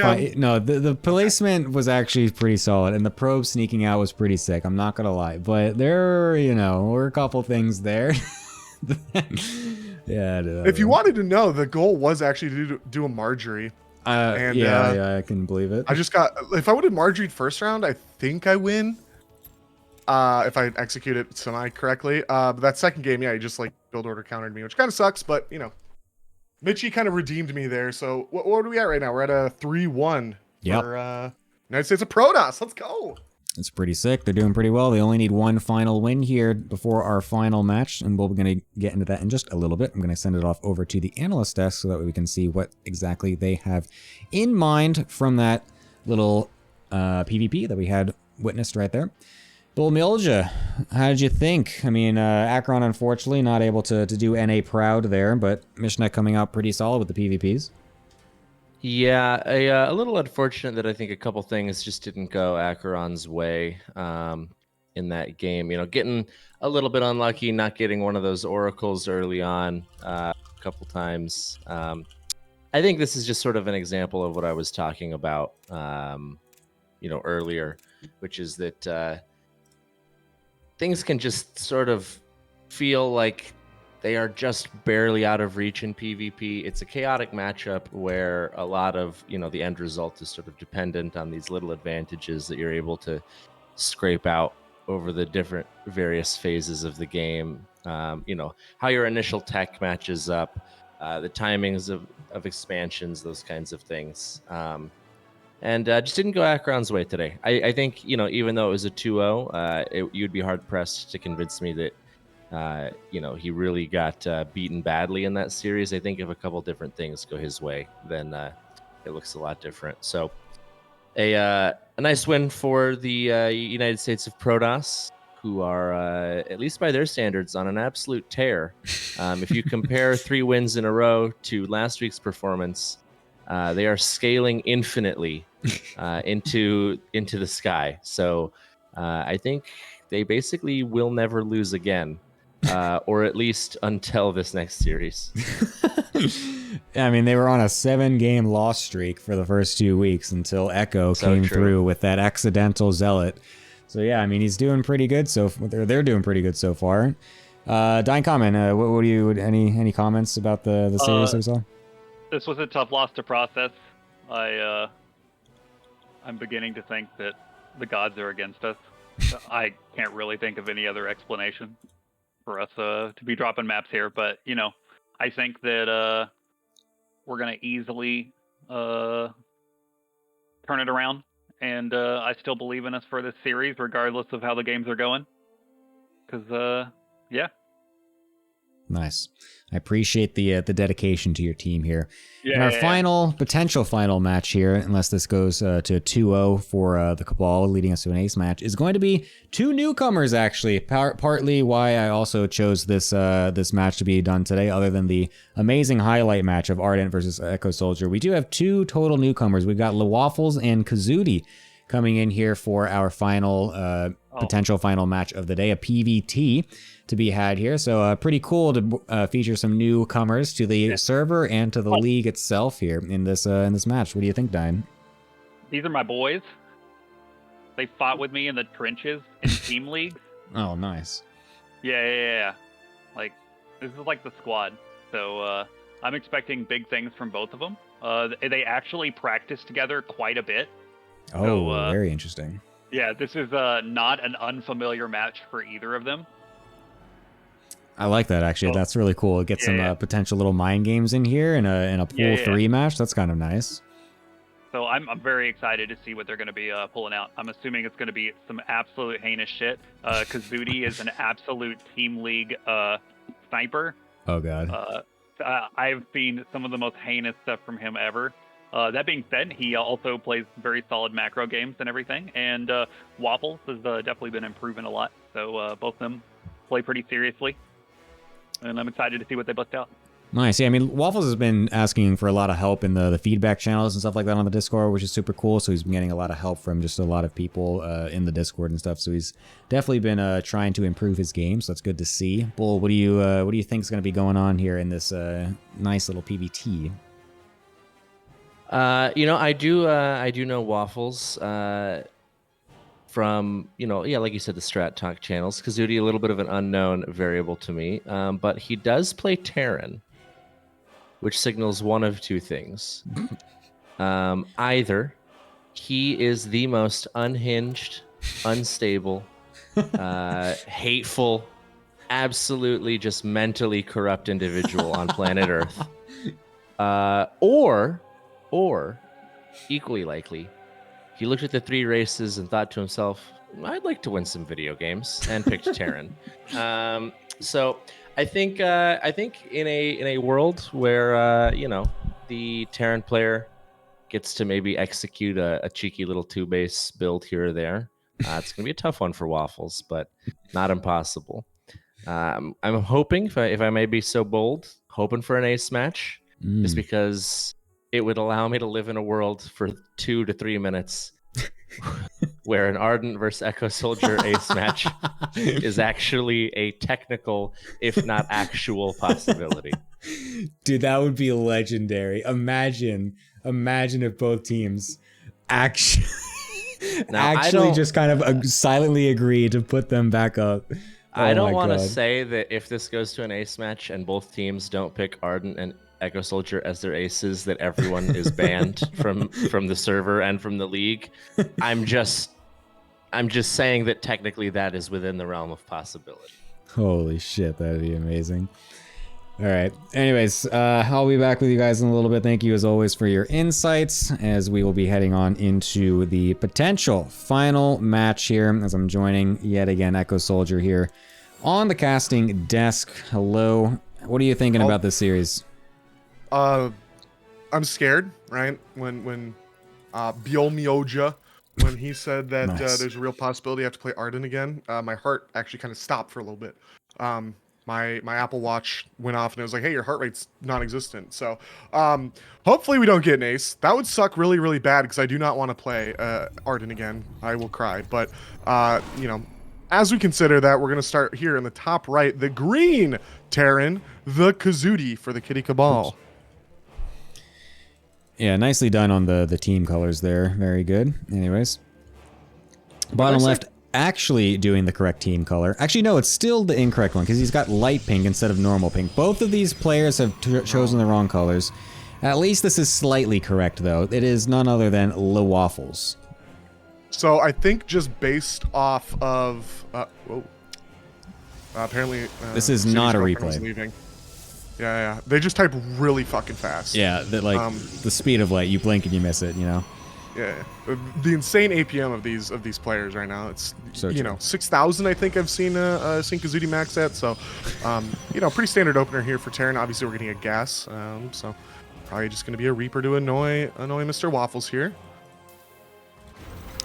Yeah, I do kind of like as well, though, that Dine did bring that little tidbit of information that these two are actually practice partners outside of the league as well. So it's very rare that we actually get to kind of analyze mind games and whatnot in the ATL, just because it's usually just people playing for the first time and they don't really play versus each other that much and have that much history generally. So just to know that they kind of have that going in the back of this is kind of interesting. So it's like, we don't really know exactly what kind of stuff they've got planned and if what they're doing is necessarily their most standard bread and butter, or if they're trying to really do something to throw them off, or if they have these little things here and there that are maybe getting thrown out to maybe try and trick their opponent or something like that. So I'll try to maybe keep my eye out to see if there's anything that looks a little suspicious or maybe looks like a little mind game here and there. But for now, it's going to be pretty normal, just the Marine opener from Kazuti to shoo away this Marine, and he's going to be going straight into that factory, so perhaps yeah. What's that? You said shoo away the Marine, you meant the probe. Oh, yeah, sorry, my bad. Thank you for highlighting every mistake I make in real time, Echo. I appreciate that. I got it from my dad with me. He kind of did that with me, so. Anyways, yeah, I mean, it's going to be a very fast factory going for the reactor as well, so we could be getting a little bit of early aggression out of this, so we'll see if Waffles is prepared to deal with this. Yeah, I mean, again, I do actually like, besides, you know, the travesty was that was the first series, you know, we're getting a lot of standard macro, right? And honestly, I kind of like it. You know, as a viewer, it's really fun to watch. Obviously, you can pull off like crazy builds, and it's funnier the lower you go in the pool with them trying to execute cheeses and stuff. But it is also cool to just, you know, see people at this level do, you know, pretty decent. You know, I think, well, Kazuti like heard me and said "fuck you," and now he is making a proxy starport. So we were standard for about 3 minutes. Yeah, that's about all we can ask, really, is it? But I don't. Yeah, it's probably gonna go on Scout for a little bit. Amazing on the wall here, keeping that Adept out while 2 Hellions come out. This Hellion push might. Yeah, it's probably gonna do a little bit of damage here, as all we've got right now is 2 Adepts on the map, I believe. So, yeah, it's 2 Adepts and a Stalker, I believe, that we have, or Stalker coming up. So, if this Hellion gets in, you lose that Adept. Decides to actually pull back here. Yeah, I mean, if you want to play safe, you know, you got your 4 more Hellions coming up. This could be the nail in the coffin if we don't defend this Hellion push well enough. Mining out the side here so he doesn't actually see it if he had that Zelnaga tower, which he doesn't, but oh, it's the medevac. It's the proxy medevac to pick up the Hellions. There it is. I do think, though, that Waffles has identified this. So the mind games thing is what I was talking about before, and I think this is something that they have done or played against in the past, because seeing those 2 Hellions, that was an instant battery in the main base from Waffles, and he's got everything prepared in his mineral line to deal with this, and that's an excellent defense, perfectly defends against this drop. Needs to make sure he can run down into the natural, though, in time to be able to defend these probes, because this is when it starts to get a little bit hairy, is when things start to go all over the place, and the medevac can get out of hand. But actually, again, great defense kills the medevac as well. It's actually huge for Waffles, a massive shutdown of this push. Only 2 probes killed and every single unit lost. That's an excellent read and an excellent hold from Waffles. All in the back of, you know, we're using our chrono, we're getting Blink is out, right? So if Waffle just gets decent map vision with these Blink stalkers here, he can basically stop anything coming from Kazuti, obviously, besides a brute force attack. You know, scouting out the drops, sniping them off with Blink, you're protected on these 3. You know, with Blink, do I like the linear third? Not really. I like to see the triangle third with Blink if you're doing a Blink style, because you know, the biggest disadvantage with that is you drop in the mineral line, you pick up, you go to the high ground, drop. But with Blink, that's not really an issue. So with the linear here, you're kind of sticking out farther than you need to. But again, third base versus second base, not a lot of information. The Cyclones, we have 4 coming out now with the 6 more on the way with a Raven. So this might be kind of the Hail Mary here for the Green Terran. I mean, he's going mech. He's going mech as a Terran Gemini, against bigger Protoss. than Not me, something you always you know? see every day. So that's definitely going to be a bit an interesting thing here. I wonder if Waffles knows that this is going to be happening, or if this is something that Kazuti tries to do every now and then in their practice games as well. Thank you, by the way, to Shet and Nitro for the raid. Welcome, everybody. This is the All Things Protoss Team League Season number 3. We got some amazing games coming out here. We got currently Pool 3 of the different pools, which is about... I actually don't remember the MMR. It's like low masters, I think, right? Is that what the MMR is? Yeah, this is about? I believe Waffles is Diamond 1, Masters 3. Okay, yeah, so like Diamond 1, low Diamond, high Masters, you know, the classic high Diamond, low Master meme. Yeah, this is what we have on store. Totally fine. But yeah, the fact that it's mech is going to be super weird here, I think. We're going Colossus again. Mitchie must have trained Waffles or something, or he saw the last game and he's like, I gotta go Colossus right now. Well, he hasn't actually scouted it, is the problem. He doesn't actually know that it's mech. He thinks it's bio. Yeah. Which, you know, in fairness to Waffles, it should be, right? Yeah. When's the last time you actually saw mech work against Protoss, right? And like I said, you know, a little bit earlier, I think the brute force is just gonna, you know, bash your head against a wall until you win kind of deal. I think that's what Green's kind of going for right now. But I was about to say before he started that Colossus, we've had out Robo for about 2 minutes completed, and we had nothing coming out of it. So I'm glad something is coming out of it, even if it could have been disruptors. But again, okay, the scout's coming. Does he cancel? Nope, Colossus popped out too late. He's immediately going to see that he has a Raven, and he makes another Colossus. So, I mean, to be fair, though, against, for what is right now, Cyclone mech, is going for 2 Colossus is actually kind of okay, because Colossus are pretty good at just kind of shooing away Cyclone Hellion from diving too deep onto you and everything. So, it's honestly not the worst right now. Until we start getting tank mech is when you really don't want to be making Colossus whatsoever. But the second robo is on production here for Waffles, which is super critical. And he needs to really get a solid confirmation that this is mech, because I still haven't seen any evidence from him to say that he realizes it's mech. Even though he saw a shit ton of Cyclones, he hasn't actually seen the production or the massive extra tank count. He should know, but does he know? He's finally going to get the real confirmation now, seeing more than one factory. And so now I know 100% that he does realize that it is mech, and we'll see if he's going for any alterations here, or if he is really just going to go for more Colossus, because if he does, I would actually kind of lose my mind. Yeah, like, obviously right now, you know, any Protoss, and you don't have to disparage players at all, but any Protoss looks at this with the scouting information they could potentially have and go, if I have 2, 3, maybe 4 disruptors, you kind of just wipe out the Colossus. And obviously he's getting really good scouting information here. I think it's a little bit too late. You know, he gets his Naga tower picked off. We've got 4 tanks on the way with a massive Cyclones. Obviously, these Hellions are going to do a lot of damage with these Colossus. They have the light keyword, so obviously they take a little bit extra damage, especially with Thermal Lance completed, I believe, and +1 on the way. It's not terrible, right? I think what it does is, well, as we're saying this, we get a run by that is going to get kind of caught, actually. Really good catch there by Waffles. Yeah, I mean, his harass defense has been so good this game. It's actually kind of crazy. I feel like this is one of the highest level Pool 3 matches I've ever seen. I feel like both players are playing pretty damn well. However, going into this engagement as Waffles is not what he wants. Luckily, he gets away from the tank range just barely in time here. But the problem is that he's got no disruptors, no immortals in this army, which are the things that you need generally against mech. And you don't also even have a flank setup either to get on top of this. So this is getting closer and closer to his base, and he's got absolutely no tools set up to actually be able to take the correct fight against a meching army. And this army is also just way bigger as well at the moment. And yeah, right now we've got the classic. It's kind of just the contain, right? You bring up the Liberators. You bring up the tank, so hey, I want to kill those liberators. What do I do? I need to blink on top of them, but I can't because the tank, just obviously a really good composition. We see a ton right now. He's going to go in for the two-sided. I don't know if I like that. Obviously, it splits up the attention a little bit, you know, the splash damage, but the army comp is just not there. Loses the Colossus to the Liberator. And like I said, I think it's just, you know, if we had the right unit comp right now, I think Waffles just, you know, he kind of stomps it, but the Colossus, they're brutal to see in this army because, yeah, they just kind of invite the siege tank to say, hey, come kill me. And we're going to move up here to the triangle third and get a kill on this, and we're going to warp in some more Zealots here. I don't think Zealots... Oh, these are High Templar, rather. Apologies. Going to get some Archons. Will be good for tanking. Have we got Storm yet? I wouldn't mind Storm in this. It's not great, but it's a good, you know, denial tool against these siege units. They can't move out of the way quick enough. Good wraparound here to, you know, basically get a... Not a free kill, actually. He dies.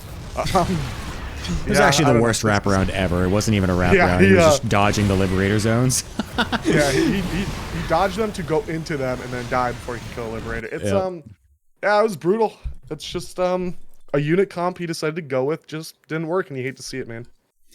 Yeah, I think again this kind of stems back to the problem where, like I was saying, Waffles didn't actually get the confirmation that it was mech early enough. The thing that you need to do, you really need to make sure that you know you're playing against mech as early as possible, because if you get stuck making what you think is an anti-bio army for too long against mech, you are going to be in a world of trouble. And that's exactly what Waffles just kind of witnessed right there, where he didn't actually have the army set up to be able to properly combat the army that was coming across the map from Kazuti there. And so he just got stuck in his own base, completely sieged up. He had no way to break out of it. He had no War Prism to get a flank off. He had no Immortals to bust through the tank line. He had no Disruptors to try and shave through the frontal Cyclone Hellion.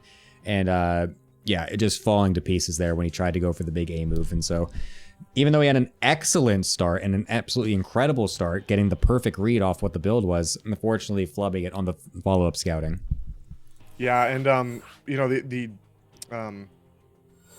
I guess behind the scenes, I guess I could say, is you know, obviously these guys being practice partners, this is not the first time they've played against each other. This might be the 100th time, right? And so Kazuti, he might just do bio every single game. And so Waffles goes into this game and he goes, okay, well, he's really good at bio, so let's get these Colossus out. Let's get Thermal Lance out. You know, I got the scouting, but, you know, people don't believe this, but there is a little bit of like pre-game knowledge, you know, about these players that, you know, even top level players have, right? So he goes into this and he's like, okay, I've scouted the opener, pretty standard what he goes into bio, right? So I am going to open the way I do to play against his bio. And I guess a little bit of secret sauce behind my matches was I scouted Ardent a lot. Like for the last week, I've been scouting him, and every single game I could see he did macro Zerg, macro Zerg, macro Zerg. So I'm like, I'm going to play safe. And what does he pull out? Not macro Zerg, right? So it might be that kind of dynamic that we have going on right now. So we'll see how he adjusts for this game, but... I like how you scouted the player that doesn't play the game for a whole week in advance. How did you even find games to look at? What the fuck? He had like 5 games. I was gonna say I guarantee you he set that up as a trap on purpose. He 100% put all those games in his match history thinking you would look at them, and then knew that he was going for the fucking he was hiding the match histories of all the actual games, which were all the cheeses. I guarantee you. Honestly, and he just confirmed it as well in the chat. Honestly, that's such an Ardent move. Yeah. But as we go into the second game here, you know, one win is all USP needs. Speaking of USP, in the wrong color, in the top left, we have the player for USP, Waffles. The bottom right, blurring out some epic mech in the first game. Totally messed up the Hellion drop in the beginning, but it doesn't matter, because if you just make mech units and your opponent doesn't realize you're making those things, you'll win the game anyway. It is the Kazuti. And kind of rolling back to the conversation about 2 minutes ago about being friends and playing against these players, Waffles did confirm that he plays bio. So this was probably very shocking for him to see. Yeah, man, that's why scouting is important. You can't ever just blindly assume. Never assume an opponent's What, like a tech path, I guess is how I should Yeah, complete yeah. this joke. Never assume tech paths, ladies and gents, all right? Let's always You say make sure we joke, can, but it's a let's confirm ahead of time. Let's make sure we're addressing everyone by their correct tech paths, all right? all right, Waffles. What have you been watching Gemini wall-off guides? What are we doing here? Yeah, this is an What interesting is one, not this? gonna lie. Not You gonna must not lie. be a fan of the All Things Protoss Reddit, where you can see all current season wall-offs. Did you know that? So true. So go over there, You call me subscribe. Night Aside. Okay, I'll call you that by now on. That's totally fine. So let's see. Obviously, a lot of pressure right now on Waffles. Like I said, if he wins this, the team of United States of Protoss, they get their first series win, or I guess first season win, which is super beneficial. It's good for morale, right? So right now, Adept's coming out. Obviously, a very standard opener here, and I think more standard than we had last time. The Reaper's coming out this time instead of the Marine opener, so maybe this is a little bit of a sign to come. But you can't assume, right? Yeah, Maybe we can never he- assume those tech paths, man. Never get stuck in the path of trying to assume those techs, man. A wise man once said, "You should never assume the opponent's how do I finish the joke?" And you know what? Ever since he said that, I really resonate. Thank you, appreciate that one. Anyways, it's gonna be a blank opener out of Waffles. At least I assume so, as we are on the. This is actually so funny because so much of casting is just assuming what's going to be happening next. It's not actually, you don't actually know anything that's happening. It's like you're just trying to use your knowledge to just kind of assume exactly what's going on in every single time. So surely we got Blink coming up here, right? I'm just going to make the assumption. Let me see some glaives. Dude, if it's glaives, it's gonna be the funniest thing ever. Blink. That would be the most perfect thing ever if it was actually glaives or charge or something. That would just set this up so well. I kind of wish it was actually. But I love Gemini. it will just be we're the going blink. Yeah, standard 3-gate blink, except we only have 2 gates. So, interesting there. I mean, but, 2-gate blink is also totally fine standard opener. Yeah, I don't. It's a little bit of a. Okay, so we're saving it for the Robo, which I like that. And I did say that Reaper opening might be a sign to come that we might get a little bit of a different game, but no, the Hellions come out and they are going to. We get a Hellion Reaper push this time as opposed to just Hellion, and we're not proxying our starport this time. So it is a little bit of a different game for Kazudi, which when you're playing in a tournament format is really good to have, right? You don't want to use the same build twice because you're kind of in that mindset of, hey, they're just going to do this again. So these Hellions are basically going to come in here completely undefended right now. We're out of position. We're going to lose 5 probes. Can we get a 6th, 7th maybe? Okay, so we're going to stop it. No. Oh no, getting into the main base here is Oh, so my brutal. goodness. The All right, probes surround. Oh, actually not the worst there, but now there's still 3 probes over on the left side here. Gonna start getting picked off one by one. 10 probes in total and more to possibly come here as there's no battery on the low ground and no units either, as the Hellions still can maybe get an extra couple of shots off. 12 probes. Oh my god, it's gonna be 13. Oh my god. That wasn't even with a medevac. God, why did he drop him the first game? He should have just ran him through the front. Yeah, he was ready for the drop the first game, so I guess that might be why he did it, right? He was like, okay, he blindly put, some stalkers here to catch the medevac, so it might be why he rolled it up the front. I will say to Waffle's defense right now, that's actually really impressive. As a macro Protoss, I love to see this. He lost 13 probes, right? We're at 31-36 on workers. We're at a 5-worker lead right now, so how all in for the little bit, or how all in rather, for the first couple minutes was Kazudi there. I think we're being a little too aggressive. We just kind of got our economy wiped out that we were in the lead with, and now we're kind of at the Terran's front door. He's going to have a tank that, if it gets in range of these stalkers, they just basically lose a lot of their health. Honestly, I wouldn't mind a step up. We have Blink, right? We have a Robo, I believe. Get an Observer to a Blink. You could do... Oh, Prism's right there. So yeah, come on, step up. No, what are we doing? Don't walk into the front. There's a tank. Ooh, 2 whole shots. Oh, losing a stalker. Oh, another shot. He's getting stuck on the supply depot. Oh, that's so unlucky. Unfortunate, losing so many there.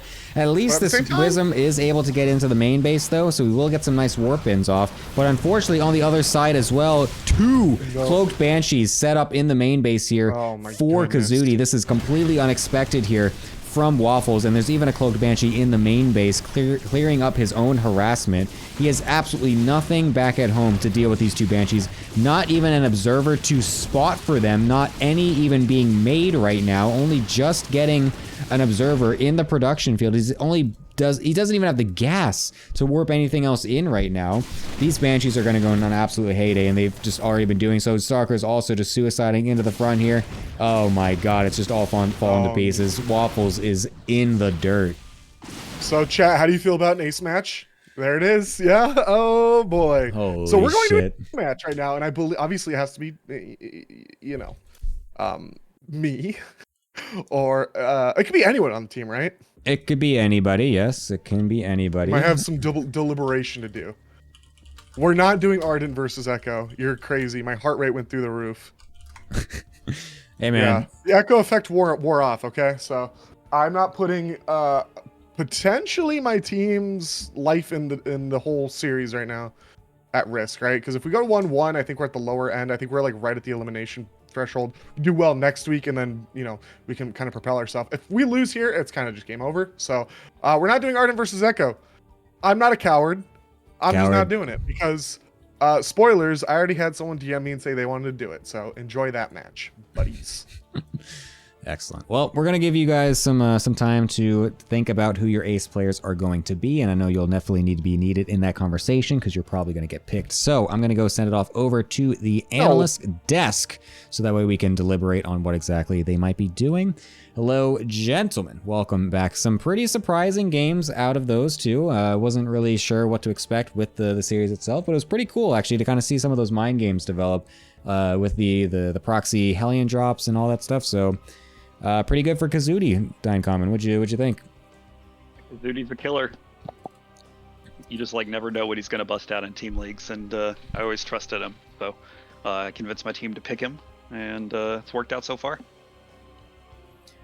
Yeah, so far doing pretty well here. Bull, are you very excited for the upcoming Ardent versus Echo rematch? The win rate of Hellion drop in tournaments has to be insane. I never see this build lose. It's just whether you get 13 probes or you get 0. Apparently, the outcome is exactly the same. Yeah, I'm a little bit disappointed to hear Echo say that his team is so cowardly that they will not do literally the only thing we've ever asked of them and deliver us the Echo versus Ardent ace match. But I am excited at the prospect of who might play instead. I am taking a look at the players who are currently online on both of these teams. Oh, very meta. And, well, it looks like we might have the opportunity for NA to seek a little bit of revenge here. But we will see. I do think that the captain's match could have, easily gone the other way. So maybe Akron's looking for a little bit of redemption. Alternatively, what if, and stay with me here, what if everything that Echo said was actually just mind games, and he is about to play the ace match against Ardent, as was predetermined weeks ago when the schedule was set? I think it's on the table. Honestly, I will override whatever decision we make if Ardent versus Echo can happen as the ace. I'm calling it now. I don't care what my team thinks. All right. In that vote. You guys ready for this? I'm ready. All right. The ace match will be Mishnek against Dine Common. You are fucking joking. That is what we've got. So let's see, which team which team had the advantage? It was Usopp, right? Okay, Mishnek gets coin toss call, heads or tails. All right, we'll be doing that for the server select, so that way we'll see if we're on NA or EU. So yeah, all right, this is interesting. Dine, you are here. Well, I mean, you don't want to reveal your strategy, I guess, but I don't know if you want to say what you want to say leading into this or not. What's his MMR?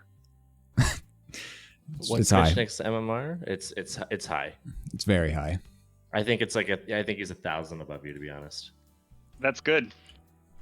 Do you think his off races are 1,000 above me? Yeah, I mean, maybe. Let me just quickly show the coin flip here. Mishnek has called heads, and I'm flipping it for Tails. So it will be Dyne Common. With the map or the server advantage, I'd imagine you would want to choose NA. Yeah, we're playing NA. I love Gemini. Wait, how far is he from Korea? No, you cannot. No, that is not allowed. That's not how this works. You don't get to choose a other random ass server. That's not how this works. NA West. No. Oh wait, hold on. Michnik's MMR is actually right now only 5260. Oh well, I am 4611. So Yeah, no, that's gonna be an off race for sure. as confident as I am about my ZVP, I'm not that confident. Yeah, for sure. So yeah, it's gonna be kind of interesting then to see what off race Mishnek is going to be choosing here. Can you guys talk more about this ace match? I need to organize with these people. Yeah. Go ahead. I know nothing about Michnik's off races. Absolutely nothing. I learned that he had off races today about, I'd say about 4 minutes ago. True, So- true. Have a very solid plan in place, obviously. Yes. I can tell that this was definitely planned far in advance and absolutely not thrown together last minute. That's very based. That's why I got a very solid 5 hours of sleep. Wait, what MR are you right now, Dyne Common? 4611.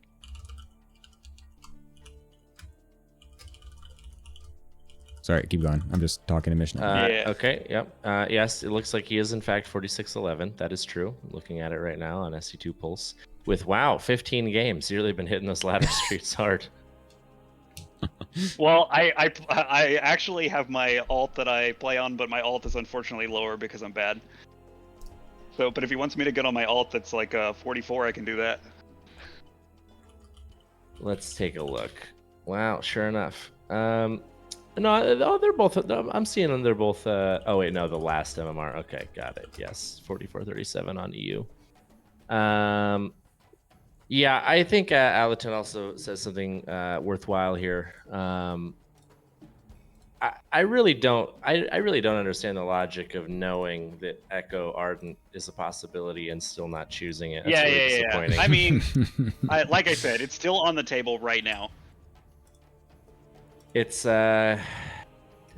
disappointing, but maybe maybe these teams will both make a decider match or the playoffs or something, and we can correct this grave injustice that has been done to us. Yeah. In fact, next, I think if we play in the playoff, we're actually going to do all 10 matches as Echo versus Ardent, and we'll just switch the races around. Also, softcore SpongeBob. No, I checked. Dyne Common may be a filthy Zerg cheeser, but he is not a barcoder. I'm definitely not. You can call Dyne Common a lot of things, but he's not a barcode player. So I'll give him that. Actually, in fact, I would say, I think the only people I can think of in the server who regularly barcode are non-Protoss players. Eba has been known to barcode from time to time. It's actually a very good point, dude. It's all the Protosses that are super honorable and everyone else sucks. So true. Do you know why that is, Gemini? Because we're just so much better than everyone. I know. No, hold on. There's a very specific correct answer. I think you know. Look deep within your heart. I'm photoshopping an image right now. You have to give it to me. Okay, it's because we are bound by the Kala. Nice. The Okay, sacred union of our every thought and emotion. Do I know for a fact they don't barcode? Yes. Yes, I do. Not only because of the tools presented to me by SC2 Pulse, but also because, if I may be so bold, we are bound by the Kala. Yes. The sacred union of our every thought and emotion. Also, Dyne, please come to NA channel ATL3 so we can get this underway, please. Oh, let me join the channel. Yes, you guys need to start doing your vetoes. ATL3, yes. You guys need to do your vetoes. Come on in. Excellent. Okay. What race is he playing? He's playing Terran. Oh my god, it's Terran. His okay, let me look at the map. God damn.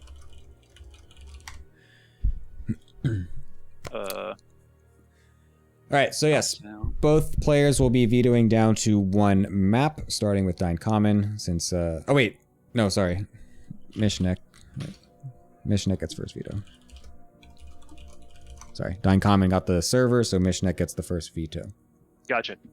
So yeah, we'll be voting down to a singular map to get our final map here.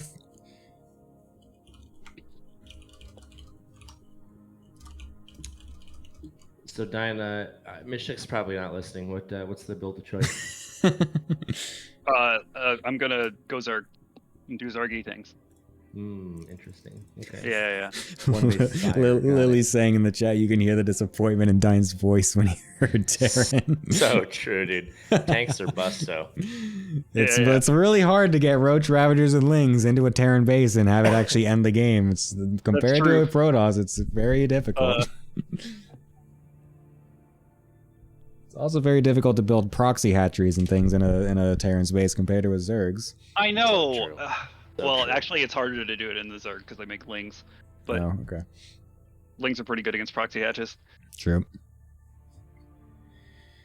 Did he think I wasn't gonna ban Amphion? Like, there's no way I would ever play on that map. What's wrong with Amphion?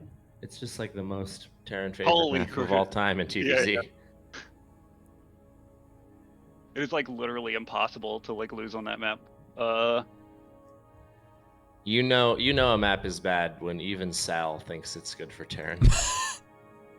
That's actually so true. That's the ultimate Terran map. Yeah.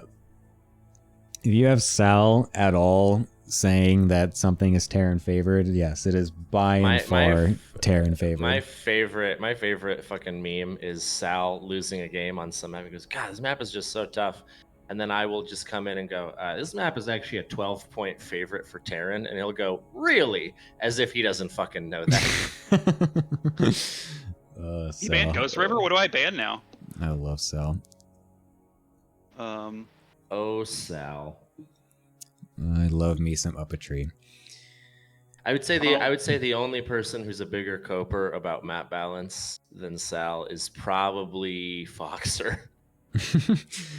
Every time I talk to Why is it Maddie, always the Terrans, man? Yeah. Oh, it's such a strange coincidence, isn't it? Yeah, interesting. Wow. Very interesting. Surely this is a coincidence and not a broader stroking my beard. psychological trend.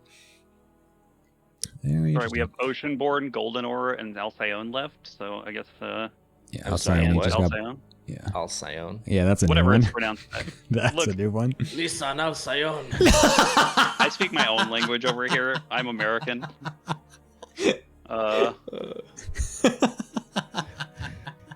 Which map would I rather play?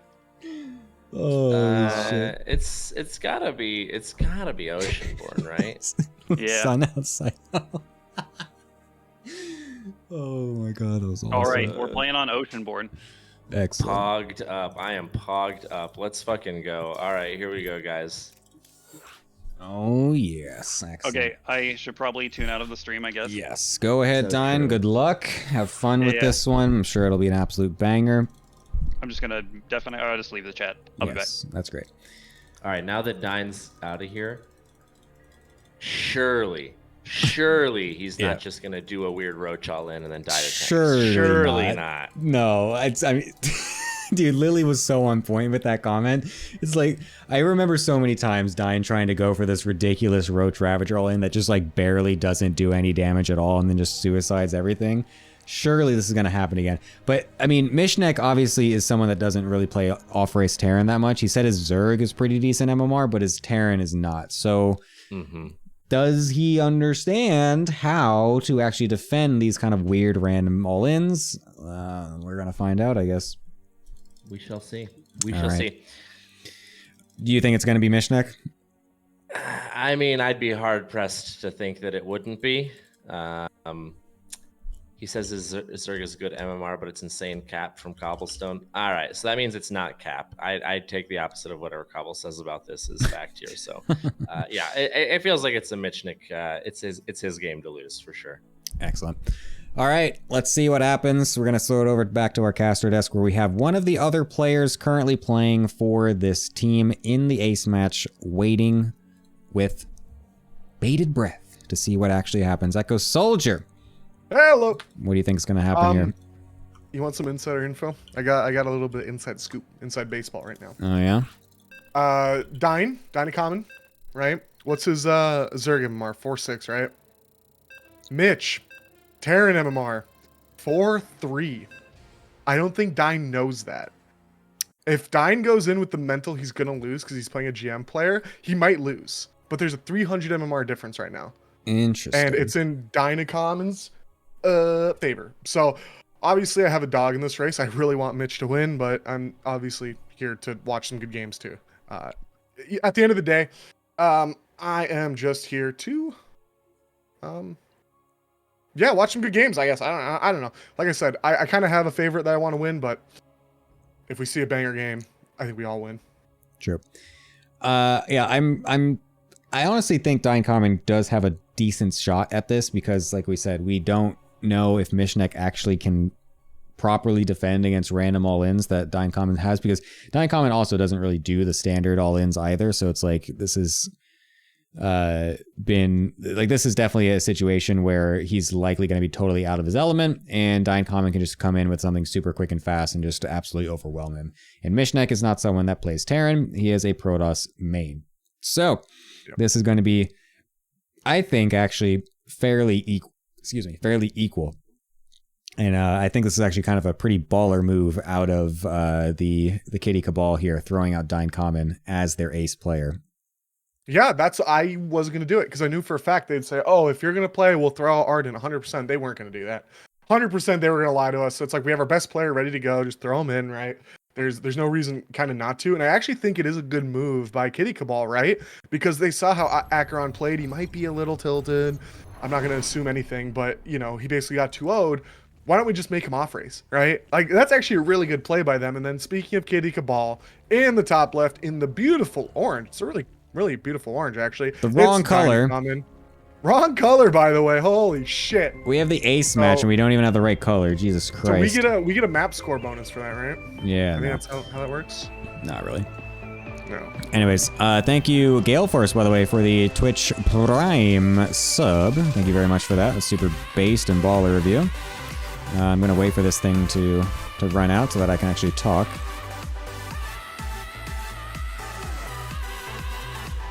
I have the stream muted because I don't want to hear myself. Is it, it's the cowboy meme, right? Yeah. Sound?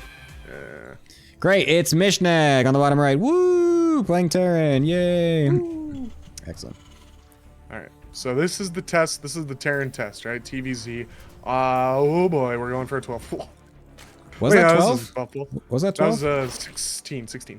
Okay, nice. Very far off from 12. That's fine. Ooh, going for the Roach Warren right afterwards as well. Straight up one base. Holy shit. Dynacommon is not giving any fucking respect to his opponent right here. He's just going to straight for the throat and wants to end this right away. Mishnek, luckily for him, is sending an SCV scout out. I don't actually think you generally do this as a Terran in TVZ, but as a Protoss player, you're just thinking, let me just get some fucking information so I know exactly what's going on here. And he's going to see the gas. He's going to see the spawning pool. He's going to see the Roach Warren. Dynacommon not expecting an SCV to be out here this early. At least hit a few of the lings, but I don't really know that's going to really do anything here.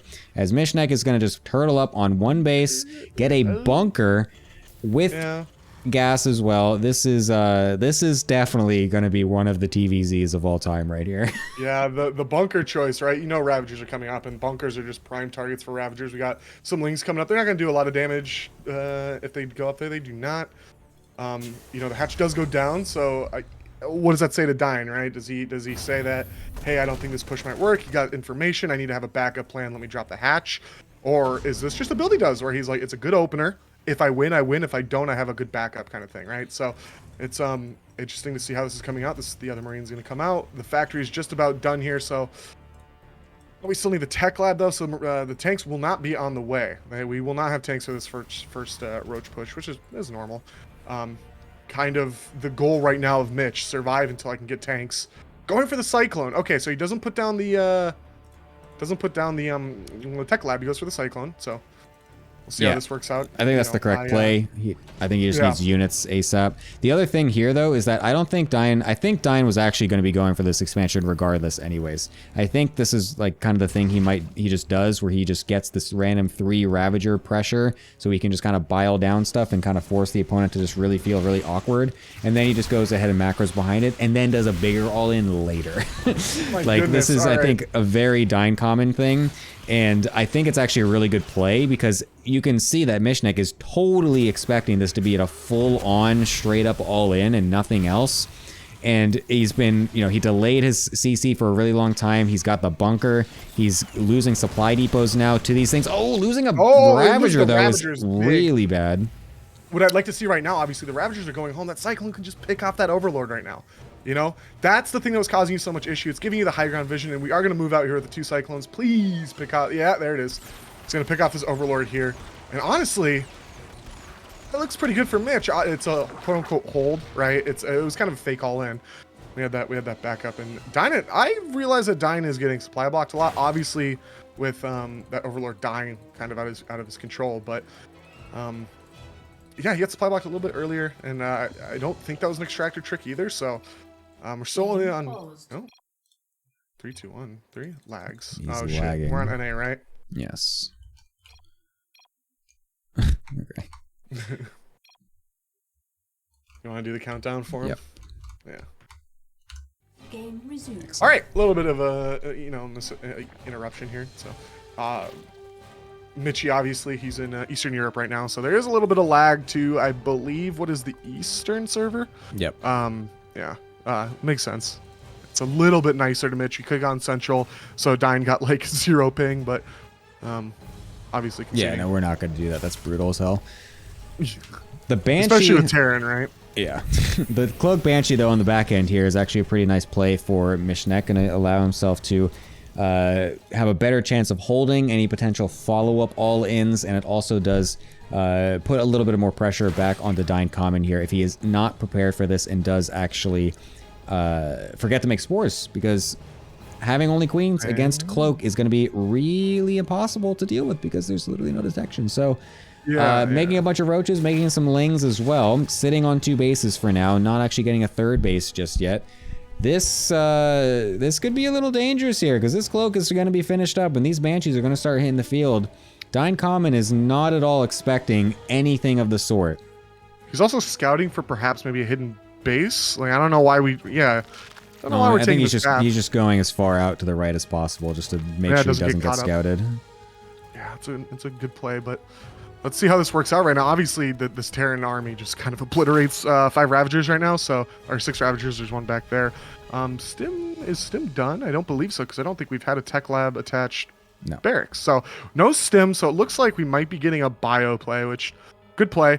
These Banshees might get scouted. Nope.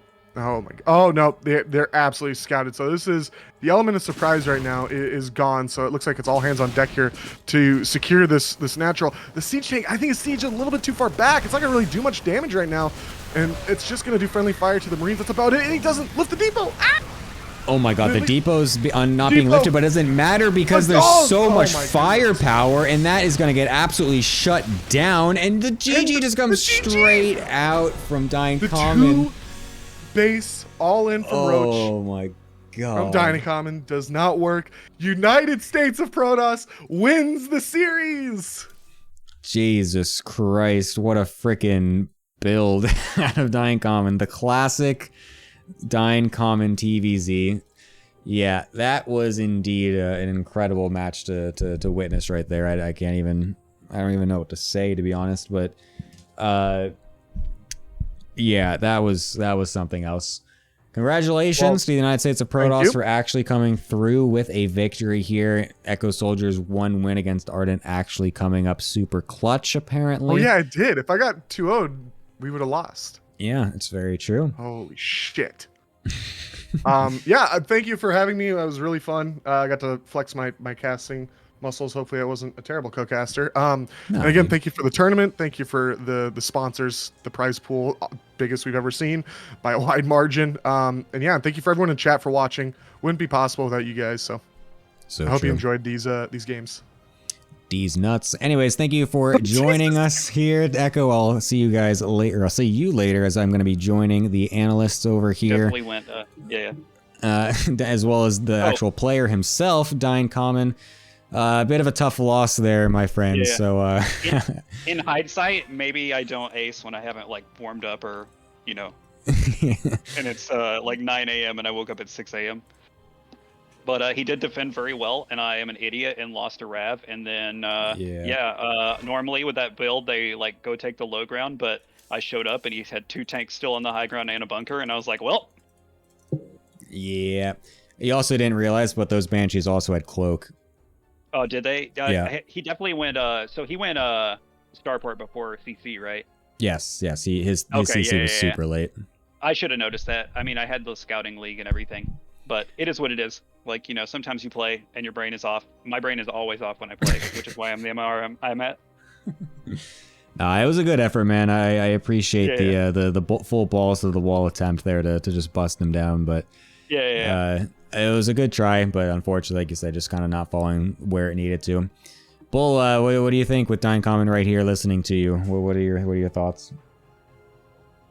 Well, I don't want to put too fine a point on it, but there was a moment when I saw 2 tanks on the high ground as the Lings and the Ravagers were approaching, as well as 2 Cloak Banshees chasing the army across the map. And I thought to myself, this feels bad for Zerg. And lo and behold, it was. A tough one. I think this is obviously what you would have told Mitchnick he should do, right? Is just like, don't die to anything totally, unreasonable. And that gives you the best shot at winning. So that's what he did. Pretty simple, I think.